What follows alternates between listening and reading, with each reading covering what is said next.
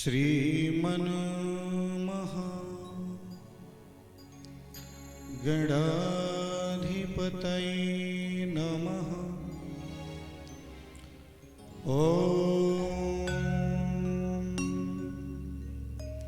भगवते महागौरी नमः। कलशाधिष्ठदेवताभ्यो नमः। हनुमतये नमः। मां ललिता देवी नमो नमः। लंबोदरं परमसुंदरमेकदन्तं रक्तांबरं त्रिनयनं परमं पवित्रम् उद्याद्दिवाकरकरो ज्वलकायकान्ति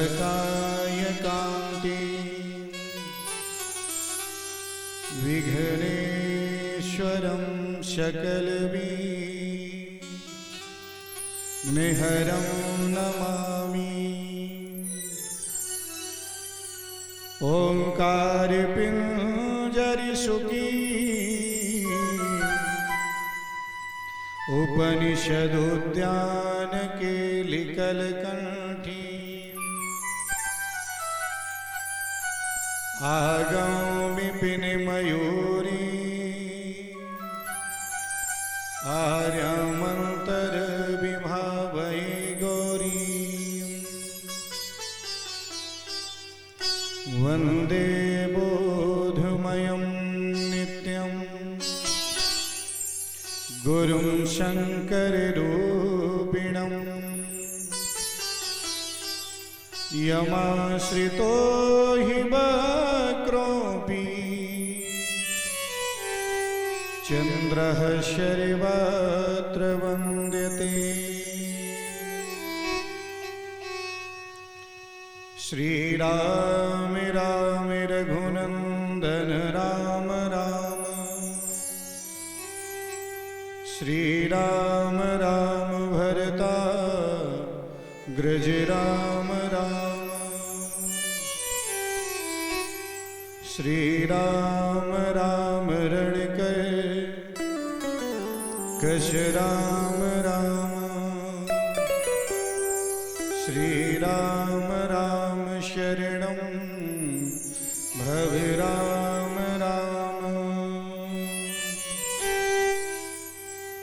मनोजवं मारुततुल्यवेगं जितेन्द्रियं बुद्धिमतां वरिष्ठं वातात्मजं वानरयूथमुख्यं श्रीरामदूतं शरणं प्रपद्ये।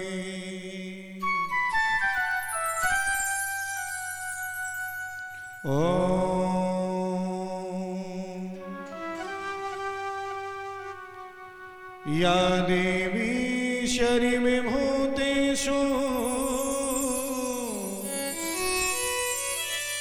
मातृरूपेण संस्थिता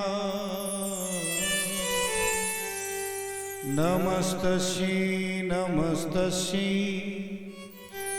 नमस्तस्यै नमो नमः। या देवी सर्वभूतेषु विद्यारूपेण संस्थिता नमस्तस्यै नमस्तस्यै नमस्तस्यै नमो नमः।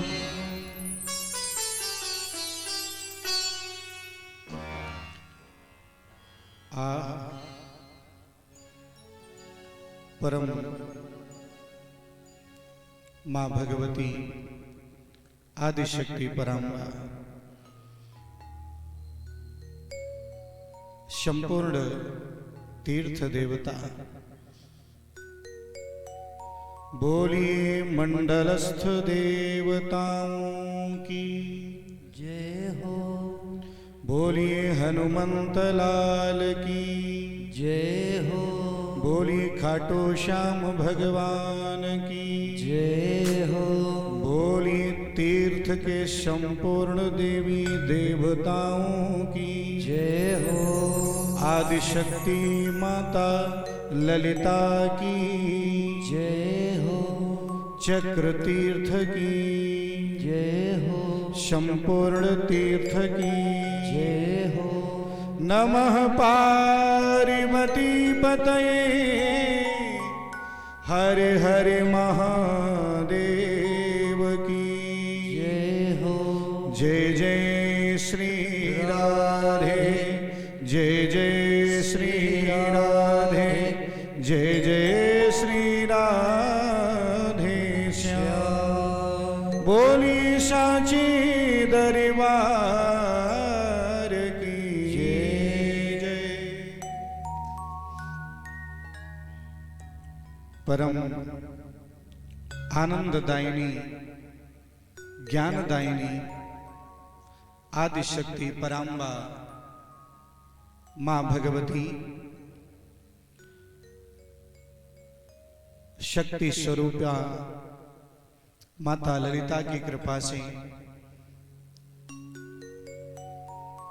इस पावन पुनीत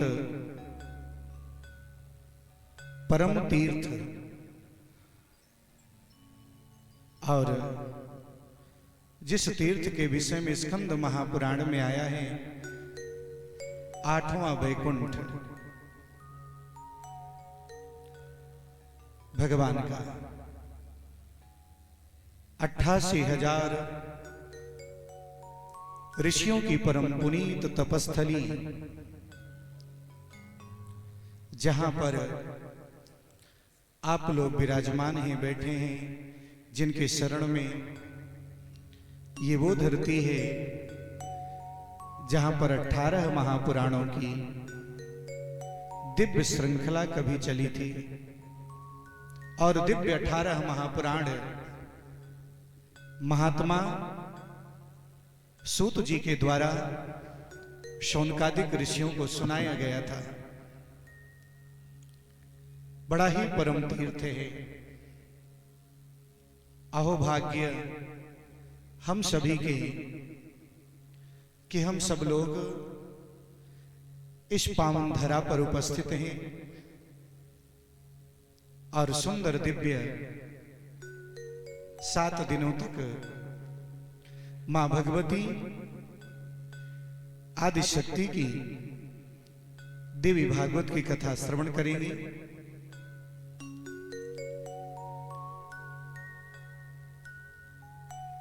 और जैसे कि कल तो बड़ा टेंशनमयी रात्रि हमारी भी रही, शायद माता रानी ने कुछ कष्ट देकर के अपने पास सबको बुला लिया, लेकिन सुव्यवस्थित रूप से बुला लिया। और बहुत बहुत धन्यवाद माता रानी का, और बहुत बड़ी कृपा है कि अपने चरणों में सुंदर हमें दर्शन दिया बुला करके, और आपकी अपनी ही कथा सुना रहे हैं। तो हम लोग आज से 7 दिनों तक परम दिव्य देवी भागवत की कथा श्रवण करेंगे। आज प्रथम दिन है, महात्म की कथा होगी, लेकिन सबसे पहले माता शारदा का स्मरण करेंगे हम लोग। और माता शारदा को जरूर मनाना है प्रेम से, क्योंकि वही हमारी शक्ति है। आज हम दूर दूर से यहां पर जो आए हैं, कुछ नागपुर से आए हैं, कुछ शहडोल से आए हैं, कुछ बिहार से आए हैं, ऐसे जो लोग यहाँ पर उपस्थित हुए शायद उसी मां की शक्ति के प्रभाव से है। हम में देखने की शक्ति, सुनने की शक्ति, चलने की शक्ति, सब कुछ शक्ति रूप में वही मां भगवती विराजमान है। बोलो जय श्री राधा। और उन्हीं मां के चरण में हम 7 दिनों तक कथा श्रवण करेंगे। बोलिए सांचे दरबार की जय हो। या देवी शरि विभूतेषु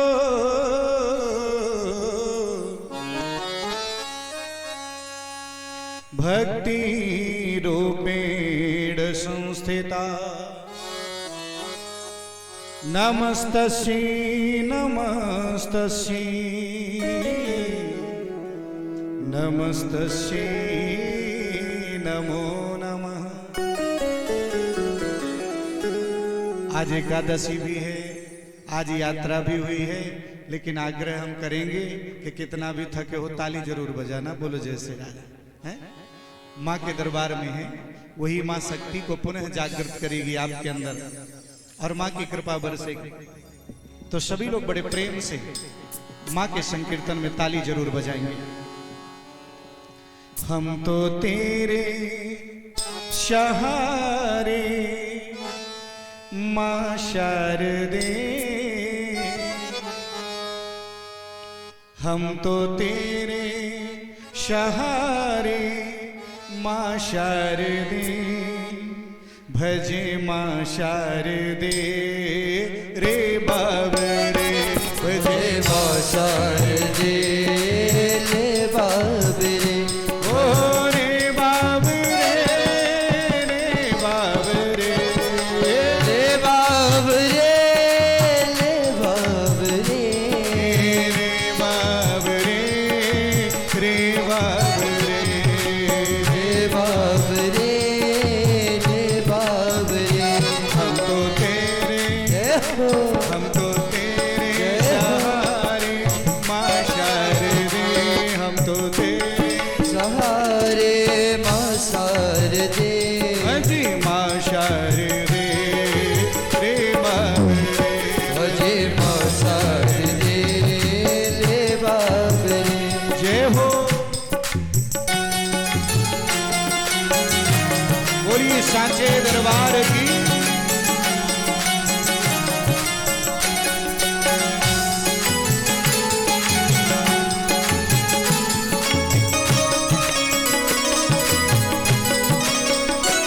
जय हो।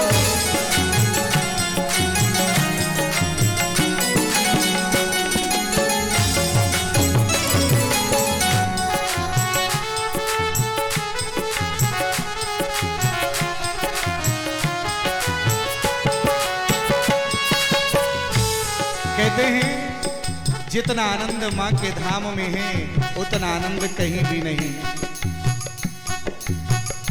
वह मोदी नमोक्ति के मंदिर में जो प्रेमोदी भरा माँ के धाम में है, इतनी छवि राशि कहीं भी नहीं, जितनी छवि सुंदर माँ के रूप में है। हम तो तेरे सहारे माँ शारदे, हम तो तेरे सहारे माँ शारदे, भजी माँ शारदे रे बाबरे, ओ भज माँ शारदे रे बाबरे, भज माँ शारदे रे बाबरे, ओ भज माँ शारदे रे बाबरे। जय हो।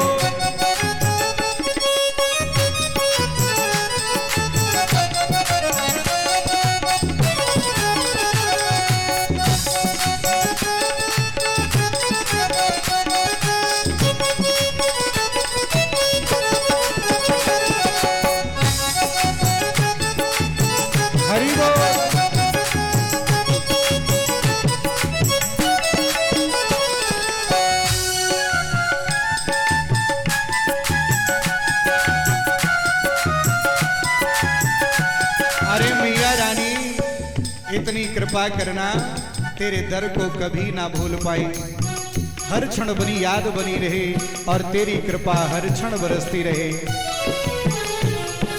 इतनी कर दे कृपा शारदे मां, तेरे चरणों में जीवन बिताए।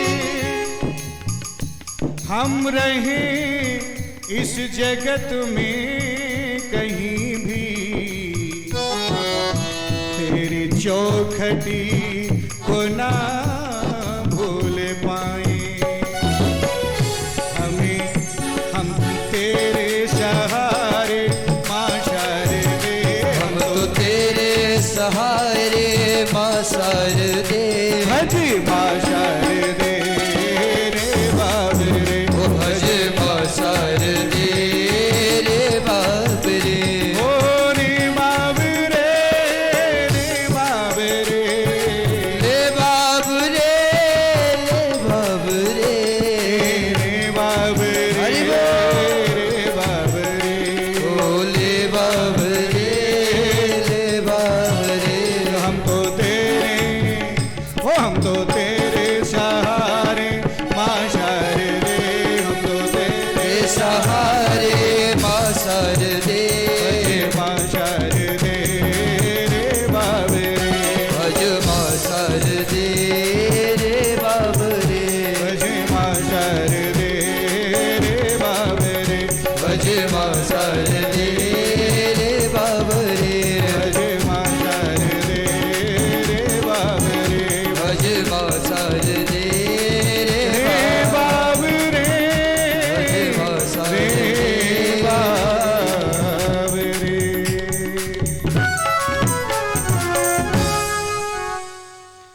हम तो तेरे सहारे, यहां भी आए हैं तो तेरे ही सहारे,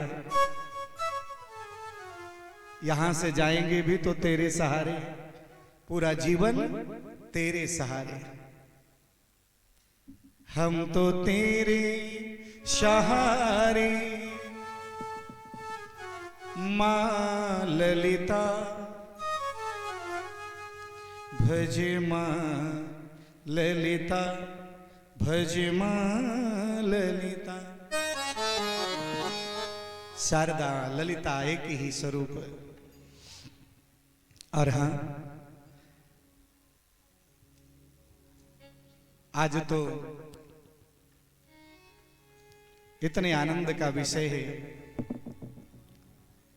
कि शायद हम स्वयं भी और जितने लोग यहां हो सकता बैठे हों, कुछ लोग जो पहले कभी नहीं सोचा रहा होगा कि कभी नैमिषारण्य तीर्थ में जाके मां भगवती की कथा होगी, लेकिन उसी की कृपा से हो रही है। और ये अचानक, क्योंकि 2 साल से कुछ हुआ नहीं था, कोरोना का चल रहा था समय। और शायद एक बात का ध्यान दीजिए, कथाएं नहीं हुई, बहुत लोग परेशान भी रहे, तकलीफें झेली गई लोगों ने, अनेक विपत्तियां विपदाएं आई, कोरोना का समय रहा। लेकिन दुनिया में जो भी चीज आती है, समझ लीजिए वो हमें कुछ ना कुछ दे के जाती है। बोलो जय श्री राम। ये बीमारी भी आई है तो कुछ दे के गई है। क्या दे के गई है? आप लोग कहेंगे महाराज जी क्या बोल रहे हैं? ये बीमारी क्या दे गई है? आत्मबल दे के गई है। ये बीमारी और क्या दे के गई है? ये बीमारी ये भी दे के गई है कि जिन चीजों को से हम दूर हो रहे हैं उनमें वापस आओ। बोलो जय श्री राधे। कोरोना की बीमारी आई तो लोग हाथ धोने लगे। बोलो जय श्री राधे। कोरोना की बीमारी आई तो घर में घुसते हैं तो हाथ पैर धुल के घुसते हैं। अरे उससे पहले भी हमारे शास्त्र में था, बाहर से आप आ रहे हैं तो हाथ पैर धुल के ही घर के अंदर जाइए। भोजन करना है तो स्वयं हाथ धुलिए, हाथ धुल करके भोजन ग्रहण करिए। एक थाली में एक ही व्यक्ति भोजन करिए। जूठा नहीं खाना चाहिए, ना खिलाना चाहिए। ये शास्त्र में भी है और शास्त्र में वर्णन आता है कि जीवन में कभी किसी को ना तो झूठा खिलाओ और ना किसी का झूठा खाओ। केवल एक जगह ये चीज नहीं लागू, और वो कहां है? उच्छिष्ट जो भोजन, जो संतों का प्रसाद होता है, संत प्रसादी, वहां पर लागू होता है। जैसे भागवत में आपने सुना होगा, नारद जी जो है उसी प्रसाद को ग्रहण करके पवित्र हुए थे और उनका मन पवित्र हुआ था। और इसके अलावा कहीं भी झूठा भोजन नहीं करना चाहिए। और आजकल तो इतना गड़बड़ है जी, कहते हैं शादी होती है तो जब तक पति पत्नी को दोनों को एक दूसरे का झूठा नहीं खिला देंगे तब तक शादी नहीं पूरी होती। बोलो जैसे होता है ना, उसको वो अपनी चम्मच से खिलाता है, फिर वो अपने चम्मच से उसी को खिलाता है, फिर स्वयं खाते हैं। ये हमारी पहले की संस्कृति नहीं है। पता नहीं है कहां से झूठा खाने की संस्कृति आ गई। शादी होती ही कि झूठा खाना प्रारंभ। बोलो जय श्री राम। पहले तो हम, अब तो यहां पर सब समझने लगे, काफी जगह देखा ये सब चीजें। नहीं, जब हम पहली बार जब वृंदावन में पढ़ने गए थे तो ऐसे हुआ कि एक जगह जो है ट्रेन पे गए तो भोजन कर रहे थे एक लड़की और एक लड़का। तो हमारे मन में थोड़ी ये सोच थी उस समय कि दोनों एक साथ भोजन कर रहे हैं, हो सकता है भाई बहन हो। बोलो जय श्री राधा। क्योंकि एक बार भाई बहन या भाई भाई भोजन कर लेते हैं। जब हमने कहा, उनसे पूछा कि आप कहां से आए हैं, आप दोनों भाई बहन है? बोले नहीं नहीं, हम तो पति पत्नी हैं। बोलो जय श्री राधा। तब हमने पहली बार देखा कि पति पत्नी भी झूठा एक दूसरे का खाते हैं, खिलाते हैं। जबकि पहले संस्कृति नहीं थी। और हां, तो कोरोना ने बहुत कुछ सिखा दिया, आत्मनिर्भर बना दिया, और होना भी चाहिए। आज हम देवी भागवत में प्रवेश करेंगे। मां भगवती की परम पुनीत जो कथा है, महात्मा की कथा, एक बात का और ध्यान दीजिएगा। इसका नाम श्रीमद् देवी भागवत है। और कहीं कहीं श्लोकों में भागवत शब्द भी आ जाता है। और हां, 18 महापुराणों में, ध्यान दीजिएगा, कोई प्रश्न कर सकता है, 18 महापुराणों में जब ये गिनती आती है कि 18 महापुराण कौन कौन से हैं, तो अगर जो भगवान कृष्ण के चरित्र से युक्त जो श्रीमद् भागवत है, अगर उसकी गणना करेंगे तो इस देवी भागवत की गणना नहीं करेंगे। और अगर उस श्रीमद् भागवत की गणना नहीं करेंगे तो इस देवी भागवत की गणना करेंगे। और हां, 18,000 श्लोक इसमें भी हैं, 12 स्कंद हैं, इसमें भी महात्म्य है। और ये वर्णन आता है कि देवी भागवत क्यों सुननी चाहिए, देवी भागवत सुनने से हमें क्या फल मिलता है। सबसे पहले हम जब नैमिषारण्य क्षेत्र पर आए थे तो हमारे मन में था कि हम श्रीमद् भागवत करेंगे यहां पर। लेकिन जब ललिता मां के दर्शन कर लिए तो ललिता मां के दर्शन करने के बाद मन में आया कि भागवत नहीं, यहां तो देवी भागवत करने की इच्छा है। क्योंकि भागवत तो हर जगह होती रहती है। और जैसे हमारे मन में आया, मां की शायद कृपा थी, और उसी समय डिसाइड हो गया, हमने लिख भी दिया कि देवी भागवत वहां पर होगी। बोलो जय माता की। और महात्म्य में सबसे पहले बड़ा सुंदर श्लोक आया है, मैं उसका उच्चारण करूंगा और आज आपको इस नैमिषारण्य तीर्थ का थोड़ा सा महत्व बताऊंगा। जहां पर आप लोग बैठे हैं। तो पहला श्लोक है, बड़ा सुंदर है, महात्मा। अच्छा, बहुत से महापुराणों में महात्मा की कथा जरूर आती है। ब्राह्मण लोग, विद्वान लोग कहते हैं कि आज तो महात्मा की कथा होगी। तो कुछ लोग बोलते हैं बताओ महात्मा की कथा क्यों होती है? बोले महात्मा वो चीजें हैं जो उसका महत्व बताए। कोई भी कितना भी गुणवान व्यक्ति हो, महान व्यक्ति हो, लेकिन हम उसके विषय में नहीं जानते तो हमारे अंदर उसके प्रति ना आदर होगा, न सत्कार होगा, ना कोई उसके प्रति भावना बनेगी। लेकिन अगर उसके विषय में हम जान जाएं कि कितना कृपालु है, कितना अच्छा है, कितना अच्छा व्यक्ति है, अच्छे गुणों का है, तो शायद उसके प्रति हमारे अंदर सम्मान हो जाता है। और इसी प्रकार से देवी भागवत में महात्मा का वर्णन आया है। एक ध्यान दीजिएगा एक बात का। जैसे कि आज हम जब कमरे में बैठे थे ना, तो एक माता जी के मुख से निकला था, बोले यहां तो आए हैं सिर्फ पहले भजन, फिर थोड़ा सा जोड़ दिया भोजन, और फिर दर्शन। मैंने कहा बड़ी सुंदर बात है और सही बात है। कोशिश करना है कि हर क्षण भोजन का समय निश्चित रखें, क्योंकि गर्मी ज्यादा पड़ रही है। और हाँ, हर क्षण भजन में ज्यादा ध्यान दे, बोलो जैसे राधे, और दर्शन में, लेकिन स्वास्थ्य को देखते हुए दोनों चीज जरूरी है। और भगवान की कथा सुनना, मन में अपने मंत्र का जाप करते हुए सुनना, ये एक बहुत बड़ा भजन है। और देवी भागवत में आया है, श्रेष्ठो शर्गी रूपा जगदिवन विधो पालनीया चरौद्री संहारी चापि यस्या जगदिदमखिलं क्रीडनं या पराख्या पश्यन्ति मध्यमाथो तदनु भगवती वैखरी वर्णरूपा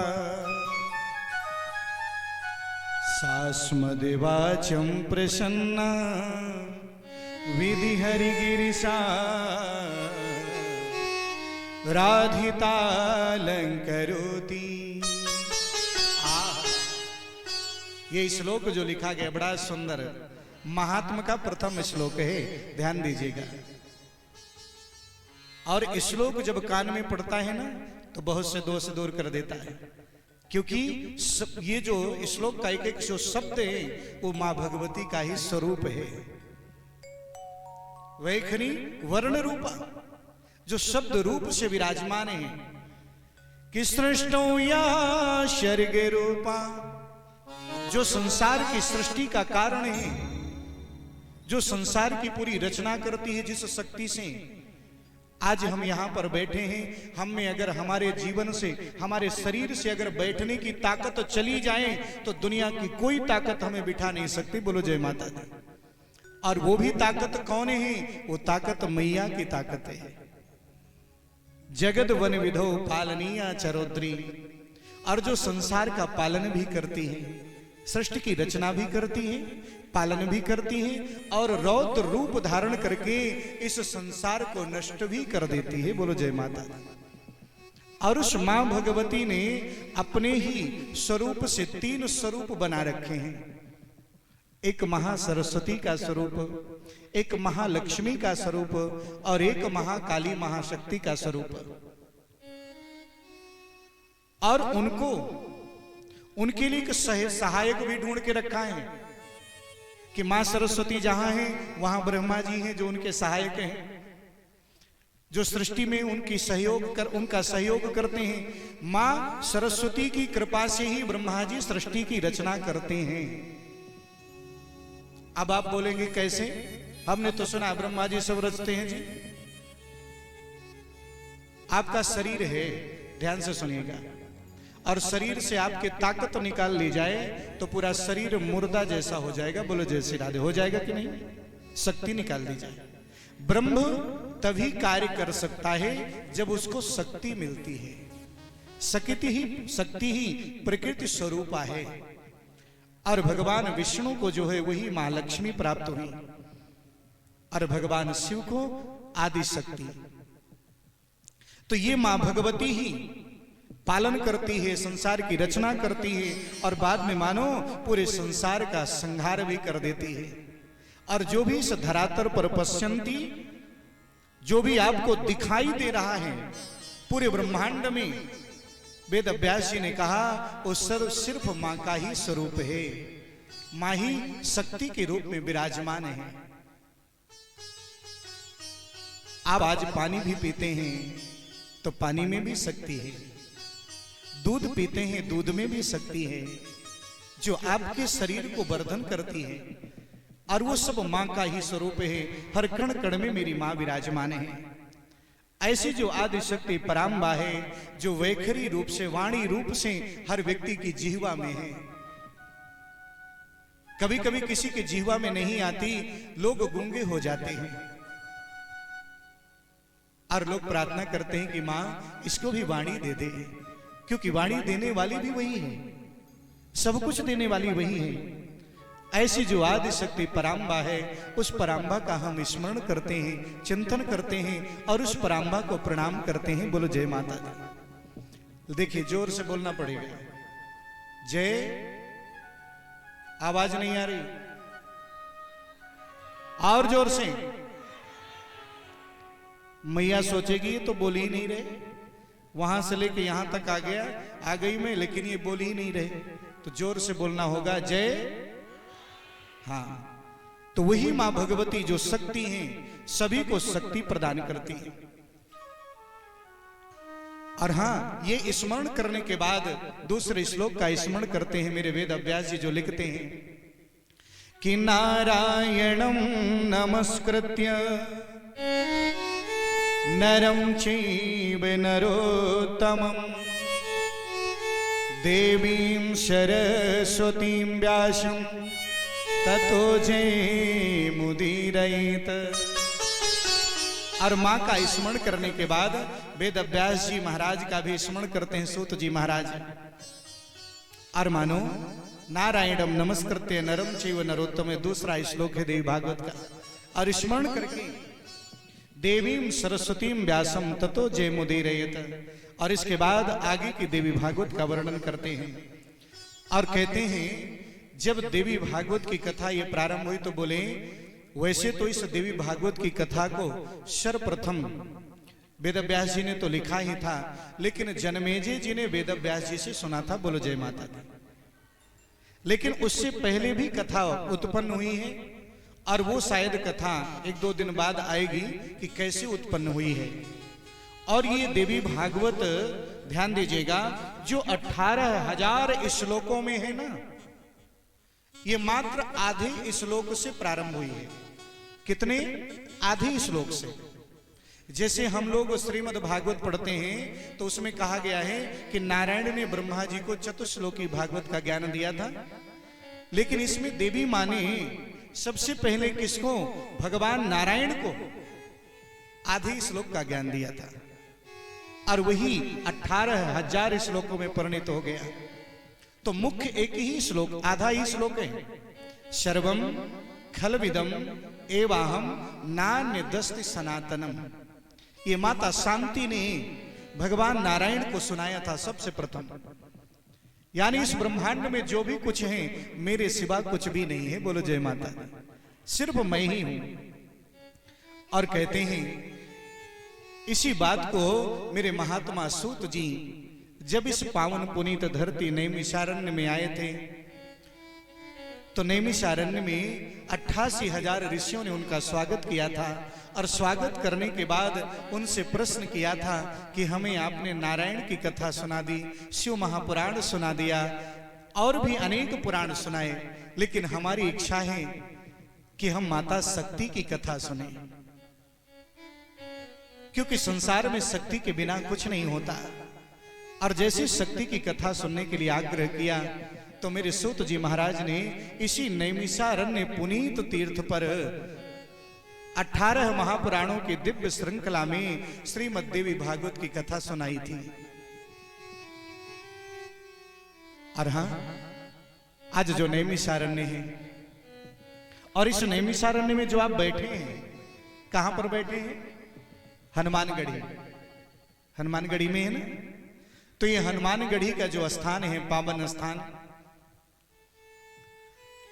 जहां पर आपने हनुमंत लाल जी के दर्शन किए होंगे। और शायद भगवान की कृपा ऐसा कि आज मंगलवार के ही दिन से कथा भी प्रारंभ हो रही है, हनुमान जी के श्री चरणों में बैठ के सुन रहे हैं। तो ये हनुमानगढ़ी 3 है धरती में, एक नैमिषारण्य, अयोध्या और प्रयागराज। प्रयागराज में लेटे हनुमान जी हैं, ध्यान दीजिएगा। यहां पर खड़े हुए हनुमान जी हैं, अयोध्या में बैठे हुए हनुमान जी। अहि रावण को मारने के बाद हनुमान जी महाराज यहीं से पाताल को तोड़ते हुए, पाताल का भेदन करते हुए, इसी पर्वत, जो छोटी सी पर्वत शिला थी, उसी से निकले हैं बाहर। और यहां पर आपको विराट स्वरूप दिखाई देगा, राम जी और लक्ष्मण जी को कंधे में लेकर के। तो यहीं से मेरे हनुमंत लाल निकले हैं, उनका दर्शन आपने किया। एक बार जोर से जयकारा लगाना पड़ेगा। बोलिए हनुमंत लाल की। और हाँ, इस नैमिषारण्य तीर्थ क्षेत्र में कल आप सवेरे दर्शन करेंगे। एक स्थान है जिसको हम चक्र तीर्थ बोलते हैं, जो प्रधान तीर्थ है, और उस तीर्थ का बहुत बड़ा महत्व है। चक्र तीर्थ के नाम से ही आज इसकी महत्ता है। शायद आप लोगों ने अलग अलग कथाएं सुनी होगी, जैसे कि एक कथा तो आप सभी ने कॉमन सुनी होगी कि 88,000 ऋषियों ने जब ब्रह्मा जी की आराधना किया और कहा कि कोई ऐसी स्थल बताइए, ऐसा स्थल जिसमें हम तपस्या करें और कोई राक्षस जो है विघ्न न डाल सके, शांति से तपस्या कर सके। तो उन्होंने एक आत्मचक्र भेजा था। क्या भेजा था? आत्मचक्र। और वो आत्मचक्र जब निकलता है, पूरे ब्रह्मांड में घूमता है, और जब पूरे ब्रह्मांड में घूमता है, कहीं भी कोई स्थान उसको अच्छा नहीं दिखाई दिया कि जहां पर राक्षस लोग तपस्या में विघ्न ना डालते हों, तो चक्र वापस जाने लगा। और जब चक्र वापस जाने लगा तो इसी ललिता क्षेत्र से जा रहा था। और ये जो ललिता माता है, ये माता सती के शरीर को जब भगवान शंकर लेकर के भ्रमण कर रहे थे, तो नारायण ने अपने सुदर्शन चक्र से मां के शरीर का खंडन किया। और जब मां के शरीर को काटा तो जहां पर मां का हृदय कट के गिरता है, वहीं पर ललिता शक्तिपीठ के नाम में उत्पन्न हो जाता है। बोलो जय श्री राधे। और वही माता ललिता हैं, आदि शक्ति हैं। और कहते हैं जब वो चक्र वापस जा रहा था, तो जहां पर चक्र तीर्थ है, वहीं पर उसी के पास में मां भगवती, थोड़ी दूर में मां भगवती का ही मंदिर है, हवन कर रही थी। और जब हवन कर रही थी तो वो धुआं जो है उठ करके उस चक्र के पास जाता है। और जो चक्र बड़ी वेग से आगे बढ़ रहा था, उस धुएं का स्पर्श होते ही उसको लगा कि यह स्थान बड़ा ही पवित्र है। और हाँ, आज उसी धुएं से बंद करके वो चक्र जो है उसी स्थान पर गिरता है। लेकिन जब चक्र गिरा तो इतना वेग था कि उस धरती के कई लोगों को काटने लगा। और यहां तक कि 5 लोग 6 लोग काट दिए।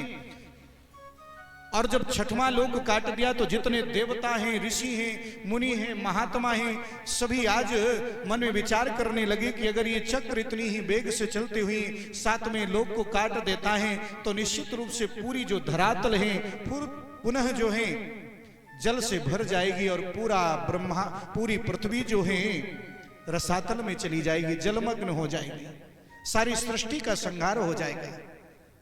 और तभी सभी देवताओं ने, ऋषियों ने, 88,000 महात्माओं ने मां भगवती ललिता की स्तुति की, मां भगवती ललिता का स्तवन किया, मां भगवती ललिता की प्रार्थना की। और जैसी माता ललिता की प्रार्थना किया ना, मां ललिता प्रसन्न होती हैं और कहती क्या जरूरत है। तो बोले आप चक्र के वेग को रोकिए, आपके सिवा कोई रोक नहीं पाएगा, क्योंकि आप ही शक्ति हैं। और आज भी वहां पर जाएंगे जब ललिता मां का दर्शन करने, तो वहां पर एक चैन दिखाई देगी, जंजीर, और जिसके द्वारा मेरी मां ने आज उस चक्र को पकड़ लिया है। 6.5 लोक कट गए थे, आधा लोक ही बचा था, और वहां पर अपार जल है। ये वही चक्र तीर्थ है, और जहां पर अन्य जितने 6 लोकों का जो जल है वो इकट्ठा हुआ, और जिसमें हम सभी लोग स्नान करते हैं, तर्पण करते हैं, मार्जन करते हैं, उसका बहुत बड़ा फल है। एक चीज का ध्यान दीजिएगा, कुछ लोग होते हैं जैसे जी हमसे बोल रहे थे, महाराज जी झोला रखे नहीं थे कमरे में, ऐसे भक्त हैं हमारे, चक्र तीर्थ में स्नान करना है, बोलो जय श्री राधे। मैंने कहा आप इतने थके हुए आए हैं, पहले आज यहां स्नान करिए, फिर चक्र तीर्थ में, बोलो जय श्री राधे। क्यों? रोज स्नान करना कोई जरूरी नहीं है। जानते स्नान की कितनी विधियां हैं? नहीं मालूम? दरस परस मज्जन अरु पाना, हरे पाप कह वेद पुराना। किसी भी आप जलाशय में जाइए, गंगा जी बह रही हो, जमुना जी हो, चक्र तीर्थ का जल हो, उसका दर्शन करने से भी स्नान जैसा फल मिल जाता है। क्योंकि जब हम वहां पर जाते हैं ना, तो उसका वो कुछ भाप बनकर के वहां पर आकाश में हर जगह उसके कुछ ना कुछ कण चारों तरफ रहते हैं, उस हवा से हम शुद्ध हो जाते हैं। जब उसके जल से हवा स्पर्श करके हमारे शरीर को स्पर्श करती है, तो भी हम स्नान जैसे पवित्र हो जाते हैं। दरस परस स्पर्श करते हैं, मज्जन है स्नान, पान करते हैं, मज्जन, और पान कर लेते हैं, थोड़ा सा आचमन कर लें, ये जो हैं ये सभी स्नान के समान ही फल देते हैं। बोलो जय माता दी। आप लोग नैमिषारण्य में प्रवेश किए कि चक्र तीर्थ की हवा आपको स्पर्श कर ली है और आप परम पवित्र हो गए, सभी पूरी तरह से स्नान जैसे करके हो गए।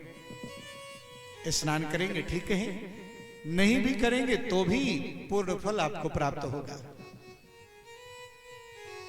ये चक्र तीर्थ, नैमिषारण्य तीर्थ, यहां पर तो दुनिया के सभी संत महात्मा इसी स्थान पर अपने शरीर को पवित्र करने के लिए आए हैं।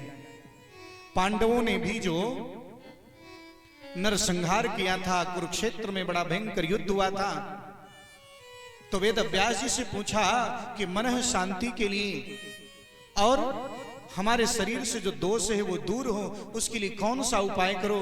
बोले नैमिष क्षेत्र में जाओ और वहां जाकर के थोड़ी सी आराधना करो। बोलो जय माता दी।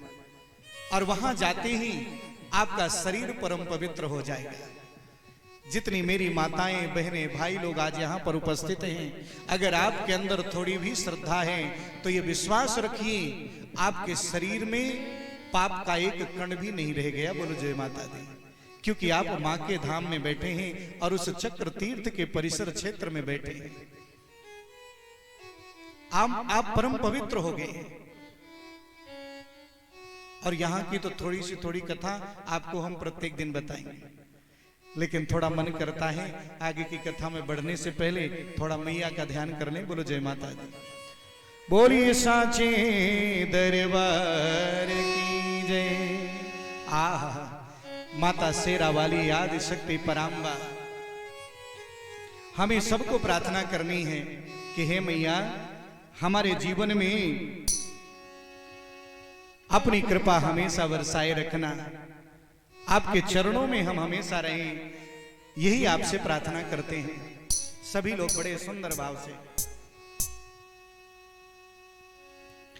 अम्बे जगदम्बे काली अम्बे जगदम्बे काली, जय दुर्गे खप्पर वाली।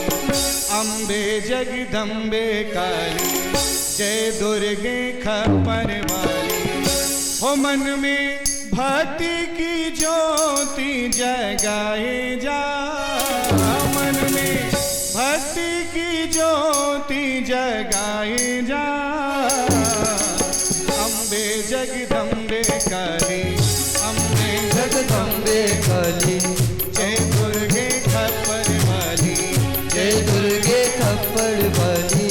अम्बे जगदम्बे काली, अम्बे जगदम्बे काली, जय दुर्गे खप्पर वाली, जय दुर्गे खप्पर वाली। ओ मन में भक्ति की ज्योति जगाए जा, मन में भक्ति की ज्योत जलाए जा। अम्बे जगदम्बे काली, जय दुर्गे खप्पर वाली। ओ अम्बे जगदम्बे काली, जय दुर्गे खप्पर वाली। जय हो।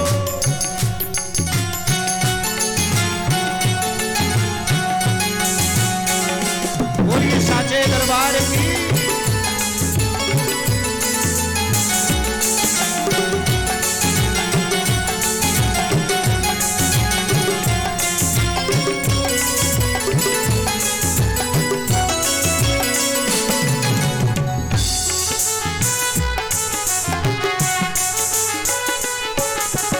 और भक्त क्या कहते हैं? मैया दरस बिना चैन पड़ना, मैया तरस बिना चैन पड़े ना। तरस की चाह लिए हैं नैना, तरस किनारे से है नैना। हो मोरी अखियन बीच समाई जा, मोरी अखियन बीच समाए जा। अम्बे जगदम्बे काली, जय हो। दुर्गे खप्पर वाली। ओ अम्बे जगदम्बे काली, जय दुर्गे खप्पर वाली। जय हो। बोलिए साचे दरबार की।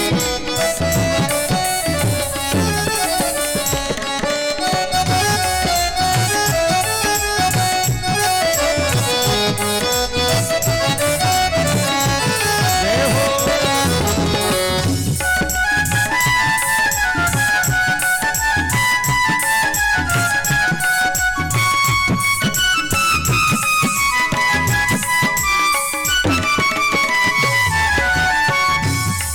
अरे हाँ, अरे मैया तू ही संसार के सब कुछ बिगड़ी बनाती है, सारे दोष दूर करती है।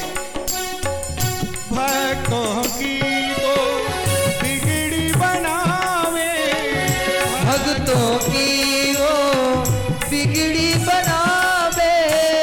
भक्ति करंग तू ही चढ़ावे। भक्त की तू बिगड़ी बनावे। हो आजा भक्ति का रंग चढ़ाए जा। आज भक्ति का रंग चढ़ाए जा। अम्बे जगदम्बे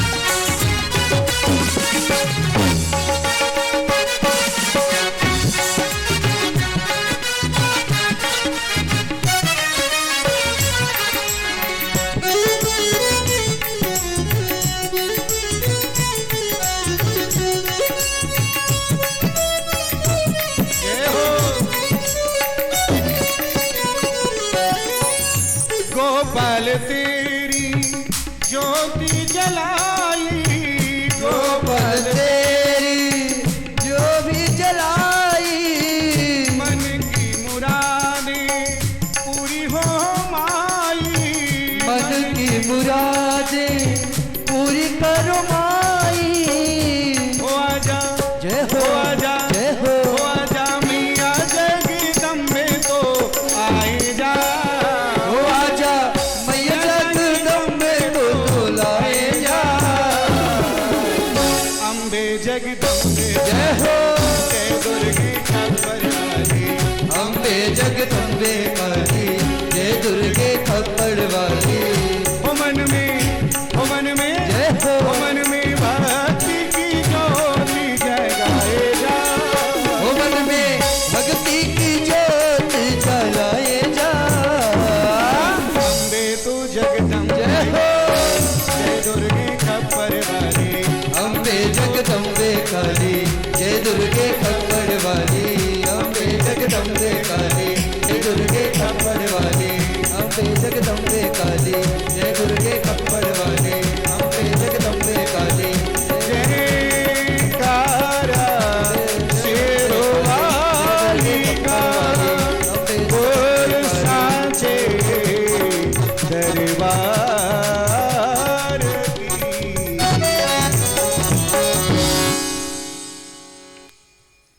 अम्बे जगदम्बे काली, जय दुर्गे खप्पर वाली, हो मन में भक्ति की ज्योति जगाए जा,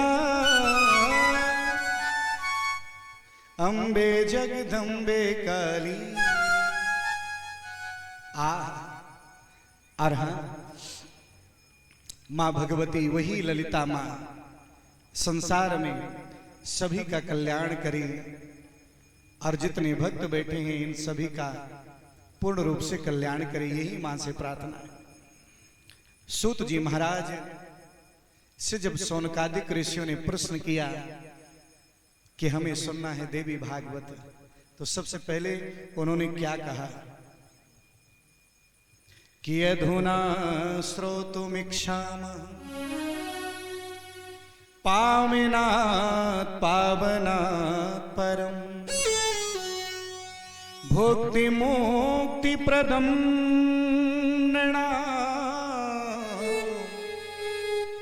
अनया सेन सर्वसः। अधुना श्रोतुमिच्छामः, हमारी इसी समय बड़ी इच्छा है। काहे की? बोले कथा सुनने की। बोले कौन सी? तो देखिए नाम नहीं लिया, पहले क्या कहा कि पावना पावनम परम, जो परम पवित्र हो। और कैसी हो? कि भुक्ति मुक्ति प्रदम, जो भुक्ति भी दे और मुक्ति भी दे। हाँ, क्यों कहा? भैया ऐसा है कि अगर बोल दिया जाए यहां मुक्ति मिलेगी बाकी कुछ नहीं मिलेगा, आधे श्रोता चले जाएंगे, बोले हमें अभी मुक्ति नहीं चाहिए। और बोल दिया जाए कि यहां तो मुक्ति नहीं मिलेगी, यहां पर तो भुक्ति यानी धन संपत्ति मिलेगी, बोलो जय माता दी। वहां लाइन लग जाए। हाँ, सच बात है। एक गांव में एक बार क्या हुआ, भगवान विष्णु और माता लक्ष्मी बैठी हुई थे, दोनों में बातचीत चल रही थी। भगवान विष्णु बोले अगर मैं जहां ना रहूं वहां लोग नहीं जाते, देखो मेरे मंदिर में कितनी भीड़ रहती। माता लक्ष्मी बोली इसमें 80% लोग मेरे पक्ष वाले हैं, बोलो जय माता। 80% नहीं बल्कि 85% मेरे पक्ष वाले हैं। बोले ऐसा बिल्कुल नहीं। बोले परीक्षा ले लो। बोले ठीक है। अब जानते हैं मेरे भगवान विष्णु उसी गांव में एक ब्राह्मण के घर गए जो बड़ा अच्छा व्यक्ति था, और उससे बोले एक कथावाचक का वेश बना के पहुंचे। और कथा वहां पर जब उनके घर में सुनाई तो उनको बड़ा अच्छा लगा। अब सोचिए कि जब भगवान विष्णु ही कथा करने लगे तो कितनी अच्छी होगी। अब तो वहां पर न जाने कितनी दूर दूर से कथा सुनने के लिए आने लगी। अब जब बहुत भीड़ लगने लगी, पंडाल पूरा भर गया, और भी पंडाल लगाना पड़ा, फिर भी भर गया। भगवान विष्णु जी ने लक्ष्मी जी से कहा, देखो कितने लोग आ रहे हैं। बोले ठीक है। माता लक्ष्मी उसी गांव में पहुंच गई, बूढ़ी माता जी का रूप धारण करके। और उस समय पहुंची जब एक माता जी अपने घर से जल्दी जल्दी में जा रही थी कथा सुनने। तो जब जल्दी जल्दी में जा रही थी कथा सुनने, तो माता लक्ष्मी ने उस बूढ़ी माता जी से कहा, अरे मियाँ थोड़ा सा हमें पानी पिला दो। बोले मुझे कथा सुनने जाना, मेरी कथा छूट जाएगी, मैं पानी नहीं पिलाऊंगी, आप जाइए। बोले थोड़ा सा दे दो। अरे कथा में तुम्हारे पंडित जी ने ये भी नहीं बताया कि प्यासे को पानी पिलाना चाहिए। अब जैसे ये बात बोल दिया तो वो जो है अपना सामान रखा, अंदर घर गई, लोटे में पानी लाई, पानी दी। और जब पानी दी तो माता ने जब पानी पीने के बाद जब लोटा वापस किया तो पहले तो लोटा स्टील का था, जब वापस किया तो सोने का। बोले ये कैसे? बोले जो मुझे पानी पिलाता है, खिलाता है, कुछ भी करता है ना, मैं वैसा ही करती हूँ। बोले जय माता। अब तो वो बोली, मैया तो पानी मत पी, तो खाना भी खा के जाना, तू हमारे घर में 1-2 रात बिता के भी जाना। अब भैया रोक ली, अपने घर में कथा वथा छोड़ दी। और हाँ, अपनी एक सहेली से कहा, एक काम करो, ये मैया तो बड़ी चमत्कारी है, जो इसको दो वो सोने का बन के आ जाता है। अब तो धीरे धीरे ये बात उस पंडाल में पहुंच गई। और जब पंडाल में पहुंची तो पीछे पीछे सब लोग वहां से दौड़ने लगे कि चलो भैया, कहीं ऐसा ना हो कि हमारे जाने से पहले मैया चली जाए। अब तो वहां पर मैया के पास लाइन लग गई। कोई लोटा में पानी लिए, तो कोई दूध लिए, तो कोई घी लिए, कोई कुछ लिए, कोई कुछ लिए, लाइन लगा के खड़े हैं। जो महात्मा जी कथा कह रहे थे ना, मुख्य यजमान बचा, लेकिन मुख्य यजमान सोचा मैं सबसे पीछे न रह जाऊं, वो भी चले गए। बोलो जय माता। लक्ष्मी जी ने इशारा किया, बोले कैसे हैं आप? बोले वास्तव में आपकी तरफ ज्यादा आती हूं। तो मानो संसार में कलयुग में, ये कलयुग कैसा युग है? अर्थ युग है, अर्थ प्रधान है। कभी कभी तो इतने अर्थ के प्रेमी मिल जाते हैं कि कुछ भी हो जाए इधर का उधर, मुझे धन चाहिए, बाकी चाहे कुछ मिले चाहे ना मिले। बोलो जय माता। ऐसे हैं जो धन से इतने बंधे हुए हैं, पता नहीं वो लालच कब जाएगा। और हाँ, तो कहते हैं ये जो देवी भागवत है ना, भागवत तो परमहंसों की संगीता है, मुक्ति प्रदान करने वाली है। लेकिन भागवत तो हमने सुन लिया, श्रीमद् भागवत। अब हमें वो चीज सुनना है कि भुक्ति मुक्ति प्रदम, जो भुक्ति भी प्रदान करे और मुक्ति भी दे। भुक्ति यानी संसार के संपूर्ण साधन व्यवस्थाएं, धन संपत्ति ऐश्वर्य, और उसके बाद मुक्ति दे दे। बोलो जय माता दी। यानी खूब बड़े जो है पैसे वाले बन करके सुख, सारे सुखों को भोग करके। भुक्ति में कुछ एक नहीं आता, सब आता है, नाती पोते जो भी हैं सब, पूरा परिवार भरा पूरा। अच्छा, कुछ लोग ऐसे होते हैं, धन जो बोला जाता है ना कि धन, तो धन कुछ लोग सोचते हैं सिर्फ पैसा भर है धन। जानते हैं धन में क्या क्या आता है? धन में स्वास्थ्य भी आता है, शरीर भी आता है, शांति भी आता है। जिसके यहां शांति है, परिवार में आपस में प्रेम है, छोटे बड़ों का कहना मानते हैं, बड़ों के अंदर छोटों के प्रति प्रेम है, एक दूसरे के प्रति सम्मान है, और शरीर भी स्वस्थ है, और उस घर में फिर धन है, सब कुछ भक्ति में वातावरण है, तो वो धनवान है। बोलो जय माता। और सिर्फ पैसा आ जाए इससे कोई धनवान नहीं होता। और आपने खुद देखा होगा, हमने भी देखा है, हजारों पैसे वाले नरक से भी बुरी यातना झेल रहे अपने घरों में। बोलो जय माता। तो पैसा किसी को सुख नहीं दे सकता। भुक्ति मुक्ति प्रदम, ऐसा पुराण सुनाइए जो संसार के सारे सुख साधन भी दे दे और बाद में मुक्ति भी प्रदान कर दे। और जैसे ये प्रश्न किया ना कि तदे तावद गर्जन्ति तीर्थानि पुराणानि व्रतानि च। सूत जी ने कहा, मैं ऐसी कथा सुनाऊंगा जो कथा बड़ी ही परम पवित्र है। और ऐसी कथा है कि जिसके उच्चारण करने मात्र से, जिसका शब्द हमारे कानों में पड़ जाए तो समझ लीजिए सारे दोष हमारे जीवन से दूर हो जाते हैं, सारे पाप उसी प्रकार भगते हैं जैसे किसी शेर को देख करके हिरणों का झुंड भग जाता है। बोलो जय माता दी। तावद गर्जन्ति तीर्थानि, तभी तक तीर्थों का भी फल मिलता रहेगा। पूर्व पुण्यानि व्रतानि च, संसार के जितने हम पुण्यमयी व्रत करते हैं, तीर्थ करते हैं, उद्यापन करते हैं, भगवान की पूजा करते हैं, इन सब का जो फल मिलता है, तीर्थों के सेवन का जो फल मिलता है, यावत् श्रूयते, वो सारे फल मात्र देवी भागवत की कथा सुनने से मिल जाते हैं। बोलो जय माता दी। सारे फल देवी भागवत की कथा, देवी भागवतम नरई है। जो मनुष्य श्रद्धा से, विश्वास से देवी भागवत की कथा सुन लेता, ये मैं नहीं कह रहा, देवी भागवत में लिखा है। और इसमें भी आया है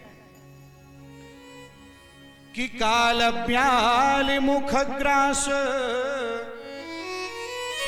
त्रास निर्णाश हेतवे कीदृशं तत्पुराणं हि विधिस्ता श्रवणे च कः। और जो नियम से विधान से देवी भागवत की कथा श्रवण कर ले तो काल रूपी ब्याल के मुंह दोष से भी वो मुक्त हो जाएगा। बोलो जय माता दी। क्यों? क्योंकि सभी लोग काल के ब्याल के मुख में बैठे हैं। कब किसकी मृत्यु हो जाए, कब चला जाए, कोई पता थोड़ी है जी। अरे शरीर का कोई ठिकाना थोड़ी है। और उस काल ब्याल मृत्यु के भय को भी दूर करने वाली देवी भागवत की कथा है। अच्छा एक बात बताइए, बहुत से लोग ऐसे होते हैं, कभी कभी कोई प्रश्न करते हैं, बोले महाराज जी ये बताइए, हम देवी भागवत की कथा सुनेंगे तो हम कभी नहीं मरेंगे। बोलने वाले ऐसे ही बोले, अरे भैया तुम मरेगा जरूर, क्योंकि ये मृत्यु लोक है। लेकिन जानते हैं मृत्यु के भय को भी दूर करने वाली देवी भागवत है। कुछ लोग ऐसे होते हैं, जीवित रहते हैं, लेकिन उनसे अगर मिलो तो ये बोलते हैं वो सबसे ज्यादा किसी चीज से डरते हैं, मृत्यु से। वो भैया किसी तीर्थ नहीं जाएंगे कहीं कुछ हो ना जाए, घर से बाहर नहीं निकलेंगे कहीं कुछ हो ना जाए, यही सोचते रहते कहीं कुछ हो ना जाए। लेकिन एक बातचीत का ध्यान दीजिएगा, जहां कुछ होना है वो होके रहेगा। भागवत कथा, देवी भागवत कथा यही बताती हैं जो आपके सबसे पहले आपके शरीर से भय को दूर करती है। एक बात ध्यान दीजिएगा, जो व्यक्ति बहुत घबराता है वो हमेशा दुखी रहता है। घबराना नहीं चाहिए। हाँ, कर्म बुरे मत करो, लेकिन मां भगवती का स्मरण करो और स्मरण करते हुए पूर्ण समर्पण रहो कि देवी मां जो भी करेंगी वो अच्छा करेंगी। लेकिन लोग बाग कभी कभी ऐसा हो जाते हैं कि थोड़ी देर तक तो विश्वास करेंगे, बाद में बोलेंगे कहीं कुछ गड़बड़ ना हो जाए है? और ये जो विश्वास आपका डोल रहा है, ये आपकी बहुत बड़ी कमजोरी है। अगर आपने मन में ठान लिया है कि देवी मां जो करेंगी अच्छा करेंगी तो बुरा कभी नहीं होगा। बोलो जय माता दी। अगर आपको सामने कुछ बुरा भी दिख रहा है तो ये मत सोचो कि ये बुरा है, पता नहीं इससे भी क्या बुरा होने वाला होता, वो जो है मां भगवती ने हमारा काट दिया और आगे सब कुछ अच्छा करेगी, शायद इससे भी बुरा होने वाला रहा हो और वो सब चीजें दोष दूर कर दिया। तो जानते हैं हमारे शरीर से भय दूर करती हैं सबसे पहले मां भगवती की कथा, मां भगवती की भक्ति। और जब भय दूर हो जाता है, हमारे अंदर स्ट्रांगपन, बलवान हो जाता है व्यक्ति अंदर से। जैसे कि कहावत है, जो व्यक्ति जितना पॉजिटिव सोचता है उसके जीवन में उतनी ही पॉजिटिविटी होती है, उसके जीवन में सकारात्मक पहलू बहुत आते हैं। लेकिन अगर कोई निगेटिव सोचता है तो उसके जीवन में नकारात्मक पहलू हर क्षण आते रहते हैं। इसलिए कभी भी नकारात्मक विचार नहीं जीवन में लाना चाहिए। लोग बाग तो थोड़े से दोष के कारण कभी कभी कुछ कमियां जीवन में आ जाती हैं, लोग आत्महत्या कर लेते हैं। आत्महत्या करना क्या है? सबसे बड़ी बुजदिली है दुनिया की। कौन करता है आत्महत्या? जिसको भगवान पर विश्वास नहीं, जिसको मां भगवती पर विश्वास नहीं, जिसको अपने कर्म पर विश्वास नहीं। हमारा इतिहास गवाह है, युधिष्ठिर जंगल जंगल भटके हैं, राम जी की पत्नी भी चोरी हो गई, भटकते रहे, लेकिन ऐसा नहीं हुआ कि कहीं पर बुजदिली दिखी हो। जो व्यक्ति हिम्मत रखता है, हिम्मत भी मां का ही स्वरूप है, और आगे बढ़ता है, अपने कर्म में कभी पीछे नहीं हटता, समझ लीजिए उसकी जीत जरूर होती है। वो हर जगह जीतेगा, हर परिस्थिति को वो परास्त कर देगा, ये शाश्वत सत्य है। अच्छा विचार करिए, आप अगर घर में ही बैठे बैठे सोच लेते कौन जाएगा, कौन वहां कथा सुनेगा, क्या होगा, कैसे बैठेंगे, तो भैया जीवन भर घर में ही बैठे रहोगे। बोलो जय माता दी। बैठे रहोगे ना।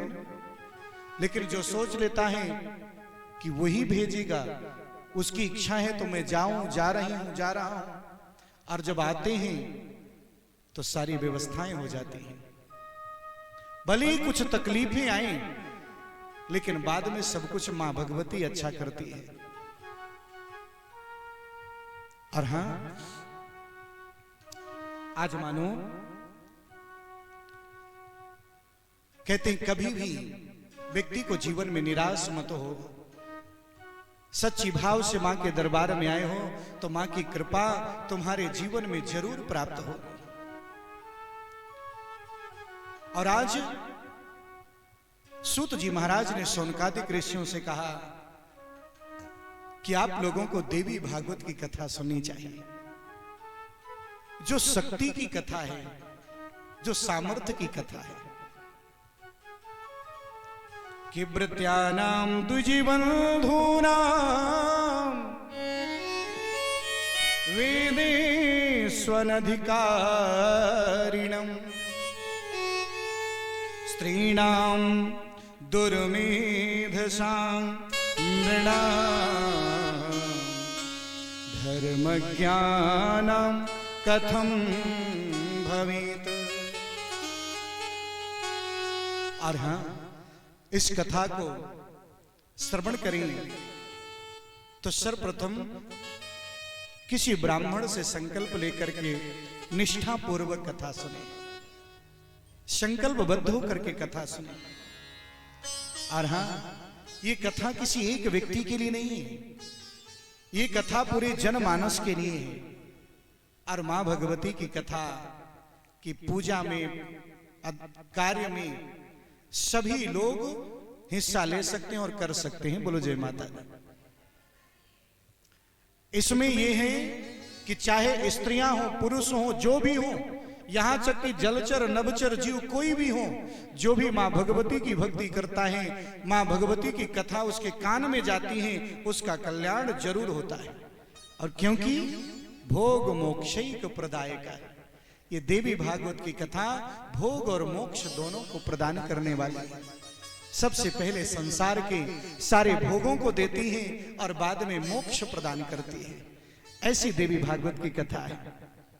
और हां, देवी भागवत की कथा, कुछ ने प्रश्न किया कितने दिन होनी चाहिए। कहीं कहीं वर्णन आता है कि 9 दिन होनी चाहिए, लेकिन इसी देवी भागवत में भी कहीं पर वर्णन आया है कि 7 दिन की भी देवी भागवत की कथा होती है। बोलो जय माता दी।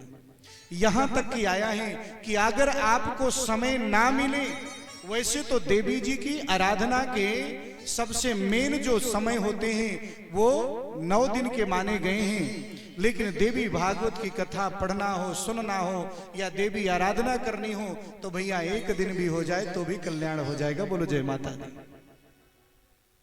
और 9 दिन का तो बड़ा ही महत्व है। अच्छा, ये 9 दिन जो होते हैं ना, अभी 9 दिन गए ना, 9 दिन नवरात्रि की। नवरात्रियां कितनी होती मालूम है क्या? वैसे तो नागपुर के लोगों ने सुना है कई बार देवी भागवत। 4 नवरात्रियां होती। कितनी? 4 नवरात्रियां। 2 गुप्त नवरात्रि, 2 प्रकट नवरात्रि। अभी जो गई मधुमास की नवरात्रि थी, चैत्र महीने की, जिसमें मेरे भगवान रामनवमी को ही अवतार लिए हैं। अच्छा, रामनवमी को भगवान क्यों अवतार लिए? और आगे पीछे भी ले सकते थे। हैं? नवमी को माता शक्ति पूर्ण रूप से रहती है। बोलो जय माता दी। क्या रहती है? पूर्ण रूप से। और भगवान ठीक दोपहर के 12 बजे अभिजित मुहूर्त में जब जन्म लेते हैं तो ब्रह्म और शक्ति से परिपूर्ण होकर ही जन्म लेते हैं। इसलिए नवमी को अवतार लिया परमात्मा ने। अभी आपको देवी भागवत में कथा आएंगी कि मां के 9 दिनों का एक अलग अलग महत्व है। और सबसे बड़ी बात यह है कि मां भगवती की जो 9 दिन की भक्ति होती है ना नवरात्रि के रूप में, तो कहते हैं 9 से बड़ा कोई संख्या नहीं होती। होती क्या? नहीं होती ना। वो ये बताती हैं कि देवी मां से बड़ा इस संसार में कोई नहीं है, वही सर्वशक्ति है। बोलो जय माता दी। और 9 एक ऐसी संख्या है जिसको आप किसी भी चीज से गुणा करो और जोड़ो तो 9 ही आएगा। बोलो जय माता दी। और एक बात और है, जिस माला से हम जाप करते हैं उस माला का भी पूर्णांक 9 ही होता है, क्योंकि संसार का पूर्णांक भी 9 ही है। आप 108 दाने की माला से जाप करते हैं, 108। इनको जोड़िए, 1 + 0 + 8 कितना हुआ? 9 हुआ ना। यानी 108 की जो माला से आप जाप करते हैं, मां भगवती कहना चाहती हैं तो 108 की माला से किसी का भी जाप करें मेरे पास ही आएगा। बोलो जय माता दी। वो शक्ति स्वरूपा है, वो माला की स्वरूपा है मां भगवती। और हाँ, 9 दिनों की भक्ति तो मानो बड़ी श्रेष्ठ है अगर हो जाए, लेकिन अगर 1 दिन की भी हो जाए, 2 दिन की भी हो जाए तो भी कल्याण हो जाए। क्योंकि लिखा है देवी भागवत में, दिनर्धम तदरेधम वा मुहूर्ते क्षण में बचा, ये शरणवंती नरा भक्त्या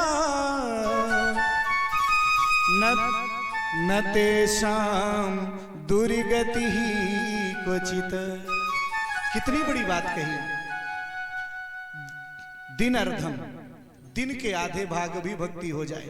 9 दिन तो बहुत हो गए, लेकिन मन से दिन के आधे भाग में 24 घंटे का दिन होता है। 24 घंटे के दिन और रात होती है, और दिन अर्धम करेंगे तो 6 घंटे ही आएगा। बोलो जय माता दी। यानी 6 घंटे भी अगर आपने भक्ति कर ली, उतना भी नहीं हो रहा तो तदर्धम चा, उसका भी आधा, तो कितना हुआ? बोले 3 घंटे हुआ। फिर उसके बाद कहा गया अगर आपको इतना भी समय नहीं है तो वाह मुहूर्ते, एक मुहूर्त कितना होता है? बोले 1 मुहूर्त जो है 48 मिनट का 1 मुहूर्त होता है। बोलो जय माता दी। 48 मिनट की भक्ति कर लो। बोले इतना भी क्षण, इतना भी समय नहीं है तो बोले क्षण में वचा, एक क्षण ही कर लो। बोलो जय माता दी। एक क्षण भर मात्र ध्यान कर लो। लेकिन कैसा ध्यान? ऐसा नहीं कि बैठे यहां पर हैं और घर में दिमाग है महाराज जी कब कथा करें, बंद करें तो जाके बच्चों को फोन कराएं। बोलो जय माता दी। ऐसा नहीं। एक क्षण भी मन इतना भाव से लग जाए कि आज कितनी बड़ी कृपा हुई कि मां अपने चरणों में हमें बिठाए, क्योंकि भाव का ही महत्व है। और जब एक बार मन उसके चरणों में लग जाए, उसकी कृपा के चिंतन में लग जाए तो मानो आनंद आ जाता है। वही क्षण महत्व का है। कि ये श्रणवन तिनरा भक्त्या, एक एक क्षण मात्र भी अगर श्रद्धा से देवी भागवत श्रवण कर ली गई, न तेषां दुर्गति ही क्वचित। कभी ऐसा हो भी सकता है कि उसकी दुर्गति हो जाए? बोले कभी नहीं होगा। बोलो जय माता दी। उसकी दुर्गति नहीं होगी, क्योंकि मां दुर्गा ही संसार में लोगों की दुर्गति के दोष को दूर करने के लिए दुर्गा बन के आती है। बोलो जय माता। कि दुर्गा दुर्गति दूर कर, मंगल कर सब काज, मन मंदिर उज्ज्वल करो, दया करो कर आज। हे दुर्गा मैया, जीवन की सारी दुर्गतियां दूर कर दे। बोलो जय माता। और माने वही मां भगवती दुर्गा की कथा श्रवण करना चाहिए। और एक बात और कहा कि अरे सनत कुमारों, कृतादो, अरे सौनकादिक ऋषियों, कृतादो बहवो धर्मा, कलौ धर्मस्तु केवलम।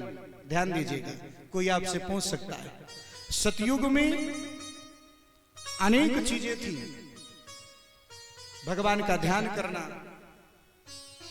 भगवान का मनन करना, चिंतन करना, ध्यान के योग से उस समय लोग बाग उस निराकार परमात्मा का चिंतन करते थे। तो बहुत सी कार्य थे जिससे ईश्वर बड़ी मुश्किल से प्रसन्न होते थे। लेकिन कलयुग में केवल एक ही धर्म है। क्या? कि पुराण श्रवणादन्यो। ये मैं नहीं कह रहा, देवी भागवत में लिखा है, पुराण श्रवणादन्यो विद्यते ना परो नृणाम। जितनी ज्यादा से ज्यादा हो सके देवी भागवत की कथा सुनो, पुराणों की कथा सुनो। कथा सुनना ही सबसे बड़ा धर्म है कलयुग में।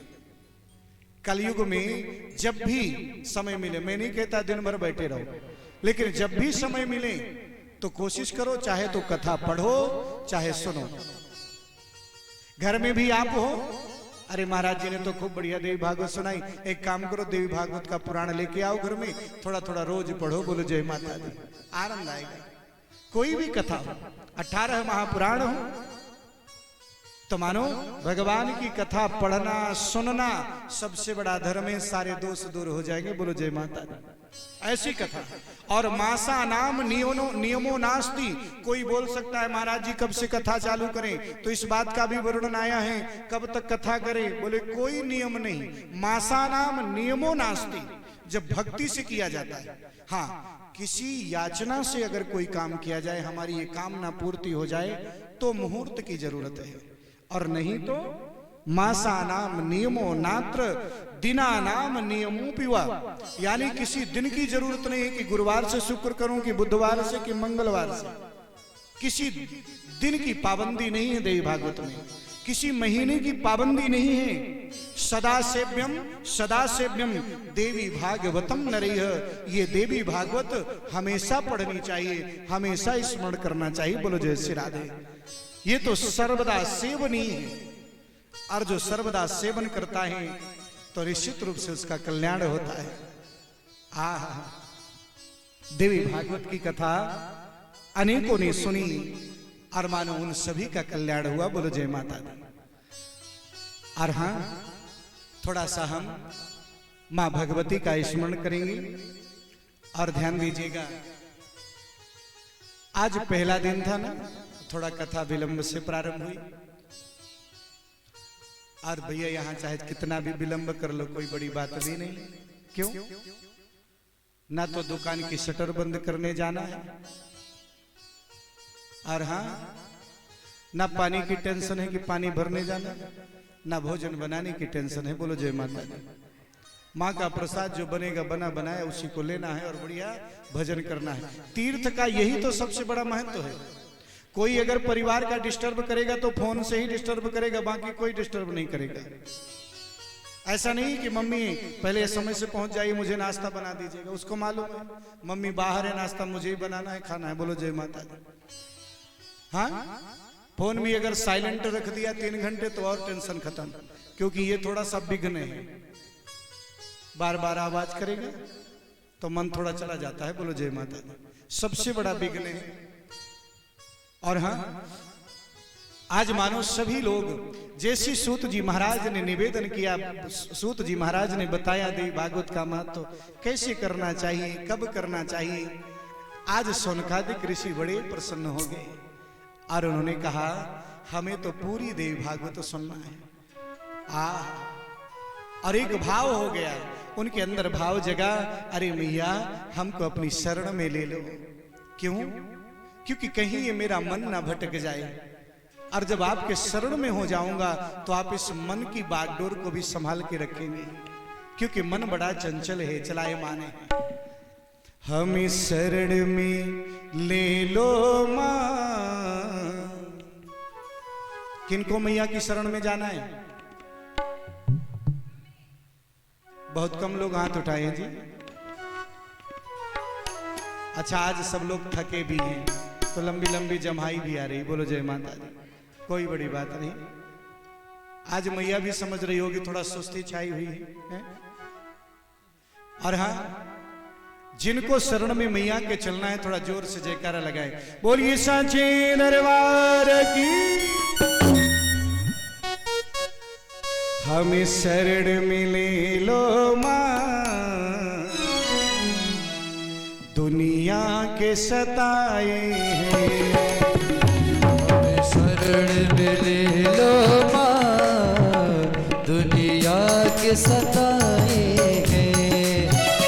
हमें शरण में ले लो मां, दुनिया के सताए हैं। हमें शरण में ले लो मां, दुनिया के सताए हैं। आंसू की बना के माला लाए, वो आंसू की बना के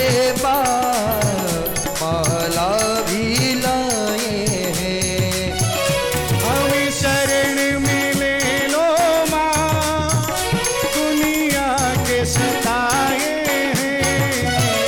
हमें शरण में ले लो मां, दुनिया के सताए हैं। हमें शरण में ले लो मां, दुनिया के सताए हैं।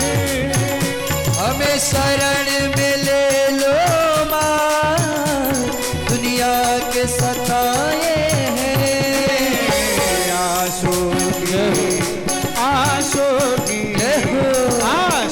की बना के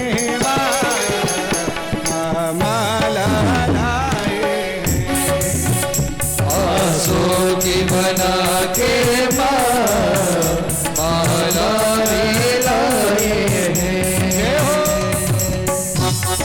अरे वो दोनों हाथ उठा के भाव से ताली बजाते हुए, ताली बजाइए, थोड़ा हाथ उठा कर, हाथ उठाइए सभी लोग, दौड़ भी नहीं।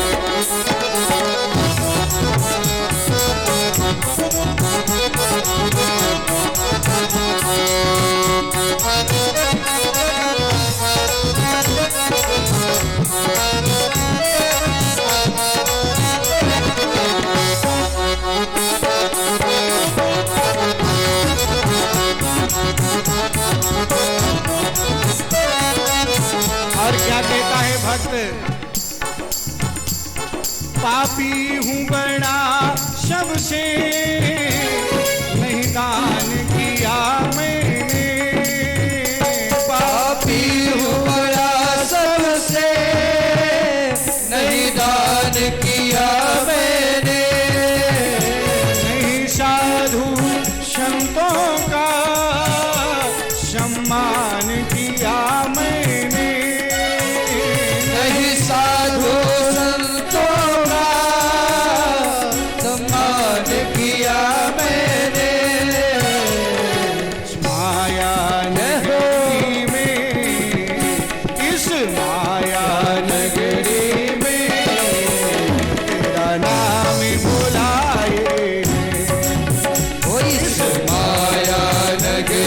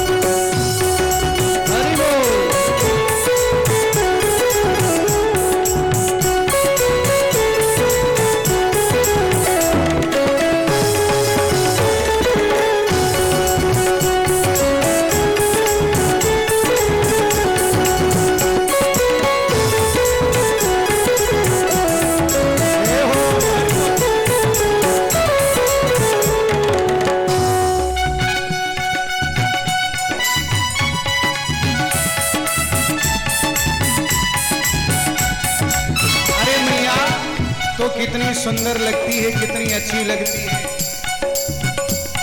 तारीफ करूं कैसे तेरी गहनी पायल की, तारीफ करूं कैसे तेरे रहने पायल की। स्वीकार करो अम्बे तुम बिनती घायल की, स्वीकार करो अम्बे तुम बिनती घायल की। तेरी शान में जय हो शान में हमने माँ के साथ सजाए, वो तेरी शान पे हमने ये साथ सजाए हैं। हमें शरण में मिलो माँ दुनिया के सताए, वो हमें शरण में ले लो माँ दुनिया में सताए हैं। जय हो बोली साचे दरबार की।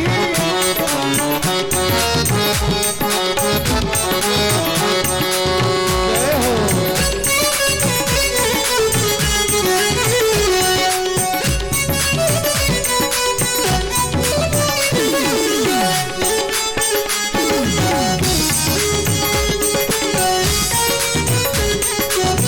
जय हो हरि बोल।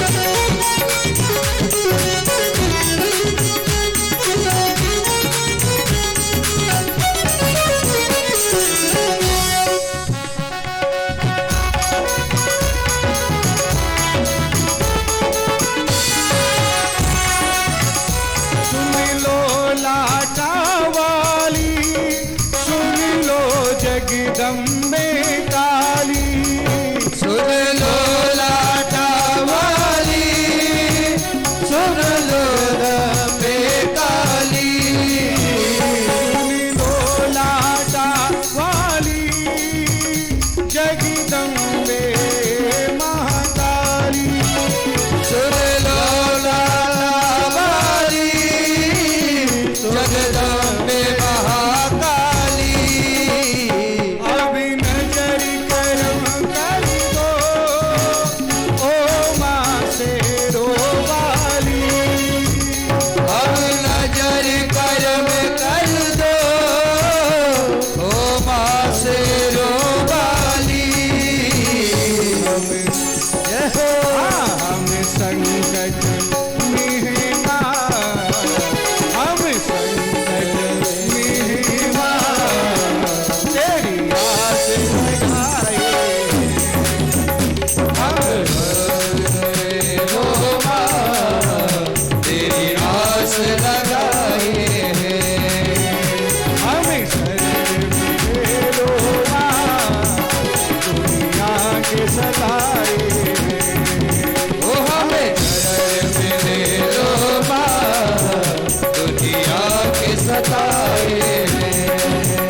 हमें शरण में ले लो माँ दुनिया के सताए, हमें शरण में ले लो दुनिया के सताए हैं। आंसू की आंसू की बना के माँ